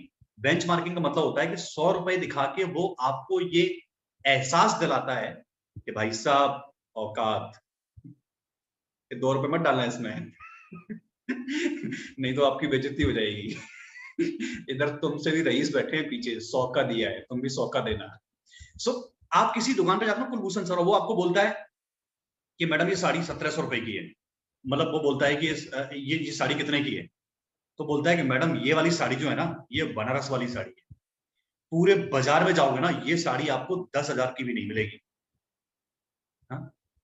This is called benchmark. आप सोचोगे 10,000 की भी नहीं मिलेगी, मतलब तुम क्या 8,000 में दे दोगे? तुम क्या सोचोगे, मतलब तुम मतलब इसको 8,000 में दे दोगे? सर ये साड़ी आपको पड़ेगी मात्र 1,700 रुपए की। अच्छा, दैट्स कॉल्ड बेंचमार्किंग। जब आप कभी भी BMW मैगी, आपको BMW हमेशा महंगी लगती है, लेकिन जब आप देखते हो ना 40 लाख की BMW, इसके अंदर क्या होता है 40 लाख? भाई साहब बराबर में ऑडी खड़ी है 55 लाख। अच्छा, फिर तो 40 लाख वाली सस्ती है। फिर तो यही सही है। कोई भी चीज महंगी नहीं होती है, जब महंगी का आप कंपैरिजन दिखाते हो तब वो सस्ती लगने लगती है। Conclusion, everything about entrepreneurship programme या लाइफ टाइम मेंबरशिप का आप कंपैरिजन करो MBA प्रोग्राम के साथ, distance learning MBA, executive MBA या फिर रेगुलर MBA, और उनसे बेटर प्रोफेसर्स, ऑफलाइन लर्निंग आपको मिलती है, फिजिकल क्लासरूम सेशन मिलते हैं। ऐसा करके अगर आप बेंचमार्किंग करते हो तो कस्टमर का दिमाग उस वाली साड़ी पे चला जाता है, 10,000 की भी नहीं मिलेगी। अच्छा, मतलब MBA में 20 लाख खर्च हो जाएंगे फिर भी ये लर्निंग नहीं मिलेगी। 20 लाख खर्च हो जाएंगे, हम आपको देंगे इतने का। कंक्लूजन ये है कि जब तक मेरा पेरी पेरी चाप आया था तब तक मैं एंटरप्रेन्योर EAE का पेमेंट ले चुका था। सो कस्टमर के सामने बेंचमार्किंग करने के बाद आपको प्रोडक्ट से कंपैरिजन करो, और इस तरीके से आपने अपनी सेल करनी होती है। कस्टमर से पूछना है गोल क्या है, कहां हो, रियलिटी क्या है। कहां हो का मतलब, गोल का मतलब कहां जाना चाहते हो, रियलिटी का मतलब है अभी कहां हो। ऑप्शंस क्या क्या फॉलो करे आपने, समरसेबल वाला एग्जांपल याद करना, क्या क्या ऑप्शन फॉलो किए। रियल एस्टेट वाला एग्जांपल याद करना कि सर आपने क्या क्या फॉलो किया अब तक। वे फॉरवर्ड क्या है, आप कैसे जाओगे, कैसे जाओगे, कैसे जाओगे, मेरे प्रोग्राम के साथ जाओगे। स्टार्टअप ओपन करना चाहते हो, सर आपको क्या लगता है कैसे कर पाओगे, आपको क्या क्या स्किल चाहिए हो, कि मुझे सीखना पड़ेगा स्टार्टअप के लिए कि बिजनेस मॉडल कैसे बनाए। अच्छा सर कैसे सीखोगे, सर यही इसीलिए तो आपसे फोन किया। अच्छा फिर ठीक है, मैं यही तो बताना चाहता हूं कि मैं कैसे बताऊंगा। वे फॉरवर्ड आप पता करते हो कस्टमर कहां है, कहां जाना चाहता है, कैसे जाओगे। आप स्टूडेंट से बात करते हो, कहां हो, क्या पढ़ाई कर रहे हो, किस क्लास में हो, क्या सब्जेक्ट है, क्या गोल है, अगले 2 साल में, 5 साल में, 10 साल में कहां करियर बनाना चाहते हो। एम्प्लॉय हो, प्रमोशन चाहिए, ग्रोथ लेनी है, करियर में वर्सेटाइल बनना है, खुद का स्टार्टअप ओपन करना है, 5 साल हो गए जॉब करते करते, खुद का स्टार्टअप आपका होना चाहिए। आप उनका प्रॉब्लम समझो, अभी कहां है, स्टूडेंट कहां है और एम्प्लॉय कहां है, कहां जाना चाहते हो। और जो कैंपस टू कॉर्पोरेट वाले प्रोग्राम है, सर अगर आपको प्रमोशन चाहिए आप बताओ आपके पास क्या क्या स्किल्स होनी चाहिए। क्या मैं ना अपनी बात को प्रेजेंट नहीं कर पाता हूं क्योंकि मैं PPT नहीं बना पाता, पावर पॉइंट प्रेजेंटेशन हमारे पास है। आपको मिला है ये प्रोग्राम कि मैं ना पब्लिक स्पीकिंग नहीं आती, मैं मीटिंग में बोल नहीं पाता, लीडर को बोलना आना चाहिए। सर पब्लिक स्पीकिंग में आपको देता हूं। सर पर्सनालिटी डेवलपमेंट मुझे चाहिए कि कैसे ग्रूमिंग मेंटेन करें। ईमेल एटिकेट क्या होता है, मुझे ईमेल एटिकेट चाहिए। तो कोई भी एम्प्लॉय के लिए मैंने यहाँ पर कुछ एक प्रोग्राम लिख के दिए हैं, सॉफ्ट स्किल्स वाले प्रोग्राम। अगर वो सॉफ्ट स्किल्स वाले प्रोग्राम भी कोई पढ़ लेते हैं ना, तो वो अपने जो हमारे साथ एम्प्लॉय जुड़े हुए किसी कंपनी में, वो जबरदस्त तरीके से प्रमोशन भी ले सकते हैं अपनी कंपनी में और वो ग्रोथ कर सकते हैं। अगर आप जानना चाहते हो ऐसे कौन कौन से प्रोग्राम हैं जो सॉफ्ट स्किल्स बेस्ड हैं और जिनको पढ़ के कोई भी व्यक्ति अपने करियर में ग्रोथ ले सकते हैं, तो मैंने कुछ प्रोग्राम शॉर्टलिस्ट किए हुए, आप इसका स्किल शॉट ले लेना कि business to business, $0 marketing, personality development, how to sell, video influencer, public speaking, time management, stress management, WhatsApp marketing, team management बहुत जरूरी है। जब आप एक एम्प्लॉय होते हैं तो क्रिएटिव प्रेजेंटेशन कैसे बनाएं, तो ये सारे प्रोग्राम किसी भी एम्प्लॉय को मदद करते हैं उनको अपने डिजायर्ड रोल लेने में। बाकी बिजनेसमैन के बारे में मैंने आपको बहुत कुछ बताया। अब कस्टमर के ऑब्जेक्शंस आते हैं कि महंगा है तो बेंचमार्किंग करनी है। अर्जेंसी क्रिएट करने के लिए आपने fear of missing out create करना है, खत्म हो जाएगा, लास्ट क्वांटिटी बचा है, करंट ऑफर है। ऑफर कभी पहले मत बताना, आप ऑफर हमेशा लास्ट में बताओ। ऑफर आपको मदद करते हैं कन्वर्जन लाने में, फील फेल्ट फाउंड मैंने आपको बीच में बताया था। कोई भी ऑब्जेक्शन आता है पहले उसको फील करो, आई एग्री, आई एक्नॉलेज, जो आपकी दिक्कत है मेरी भी दिक्कत है। मैं मानती हूं कि आपको पनीर खाना बड़ा पसंद है, आई एग्री कि आपको भिंडी नहीं पसंद है, आपको पनीर पसंद है। फेल्ट, देखो हमने कल भी पनीर खाया था, हमने परसों भी 3 दिन पहले भी पनीर खाया था। फाउंड, इसलिए हम एक काम करते हैं, आज भिंडी से काम चला लेते हैं, कल जो है राघव शर्मा सर के घर पे दावत है, वहां जाके हम बहुत सारा पनीर खाएंगे। तो वो मैं आपको वीडियो बंद नहीं करना है कि सारे लोग आपके घर पे दावत के लिए आ जाए, आप दावत ऑफर कर भी सकते हो वैसे। So feel felt found, I agree कि आपको स्टार्टअप ओपन करना है, आप बहुत परेशान हो। फेल्ट, सर एक कस्टमर और थे आपके जैसे ही जिन्होंने ये बोला था कि मुझे स्टार्टअप ओपन करना है। फाउंड, उन्होंने सर ये प्रोग्राम लिया, उन्होंने खुद का स्टार्टअप बनाया, तो आप भी बना सकते हो। टेस्टिमोनियल, प्रोडक्ट को सीधे नहीं लेके आना है, घुमा के लेके आना। प्रगति रिटेल चेन का मैंने आपको एग्जांपल दिया। सर एक आपके तरह कस्टमर थे जिनको फंड रेजिंग करनी थी। Sir I agree, fund raising बहुत जरूरी है। प्रगति रिटेल चेन वाले कस्टमर को फंड रेजिंग करना था सर, उन्होंने हमारा एलटीएम प्रोडक्ट लिया, उन्होंने फंड रेजिंग का प्रोग्राम पढ़ा, उन्होंने फंड रेजिंग किया, उनको 100 CR की फंडिंग मिली। फाउंड, सर ऐसा आप भी कर सकते हो। टेस्टिमोनियल के साथ हमें प्रोडक्ट को पिचिंग करना होता है। फील फेल्ट फाउंड के साथ में fear of missing out, FOMO के साथ में हमें प्रोडक्ट की अर्जेंसी क्रिएट करनी पड़ती है कि टैबलेट मिल रहा है, 40 PSC मिल रहे हैं, खत्म हो जाएंगे, फिर नहीं मिलेंगे। जो भी आप ऑफरिंग कर रहे हो उसको आप अर्जेंसी क्रिएट करो। अब सेलिंग क्रॉस सेलिंग जो होती है इस प्रोडक्ट में बहुत कम है, क्योंकि किसी ने EI लिया है तो आप उसको LTM दे सकते हो, किसी ने IBC लिया है तो आप उसको LTM पर प्रमोट कर सकते हो। जैसे इस कॉल पर आप जो रियल एस्टेट वाली कॉल मैंने आपको भेजी उसमें आप देखना कि मैंने क्या किया हुआ है कि कस्टमर को इंटेंशनली EI से मैंने उनको LTM पर पिचिंग करा, और मैंने उनको बोला, मैं सर कहने को तो मैं आपको EI भी दे सकता था, लेकिन मैं आपको राइट प्रोडक्ट देना चाहता हूं, मैं आपको LTM दूंगा लाइफ टाइम मेंबरशिप। यानी क्रॉस सेलिंग अप सेलिंग करनी है।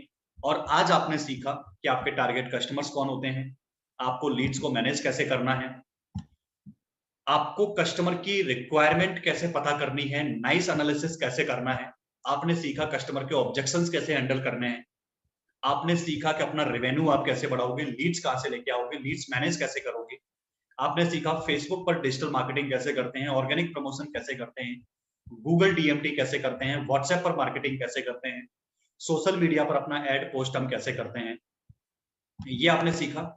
अब हम अगले पार्ट पर आते हैं। अभी मैं थोड़ी देर के लिए चैट को होल्ड करूंगा। जैसा कि मैंने आपको डे 1 पे बताया था, सबसे पहले आपको फिल करना है फीडबैक फॉर्म, उसके बाद आपको देना है असेसमेंट, उसके बाद में आपको सारे ट्रेनिंग के लिंक दूंगा, कहां पर आप इनको देख सकते हो, कोई भी आपके डाउट होंगे हम आपके सवाल जवाब देंगे। सो सबसे पहले मैं आपको देता हूं एक फीडबैक फॉर्म, आपको फिल करना है, और फीडबैक फॉर्म में जो ट्रेनर का नाम है वहां पर आप सुधीर यादव का नाम डालोगे, और ट्रेनिंग जो टाइप है वहां पर आप लिखोगे आपका पहला कदम, यानी कि NHIT नाम से ट्रेनिंग आएगी। आपका CRM ID आपके मेल ID पर मिल जाएगा, आपके मेल ID पर आपका CRM ID आया हुआ है।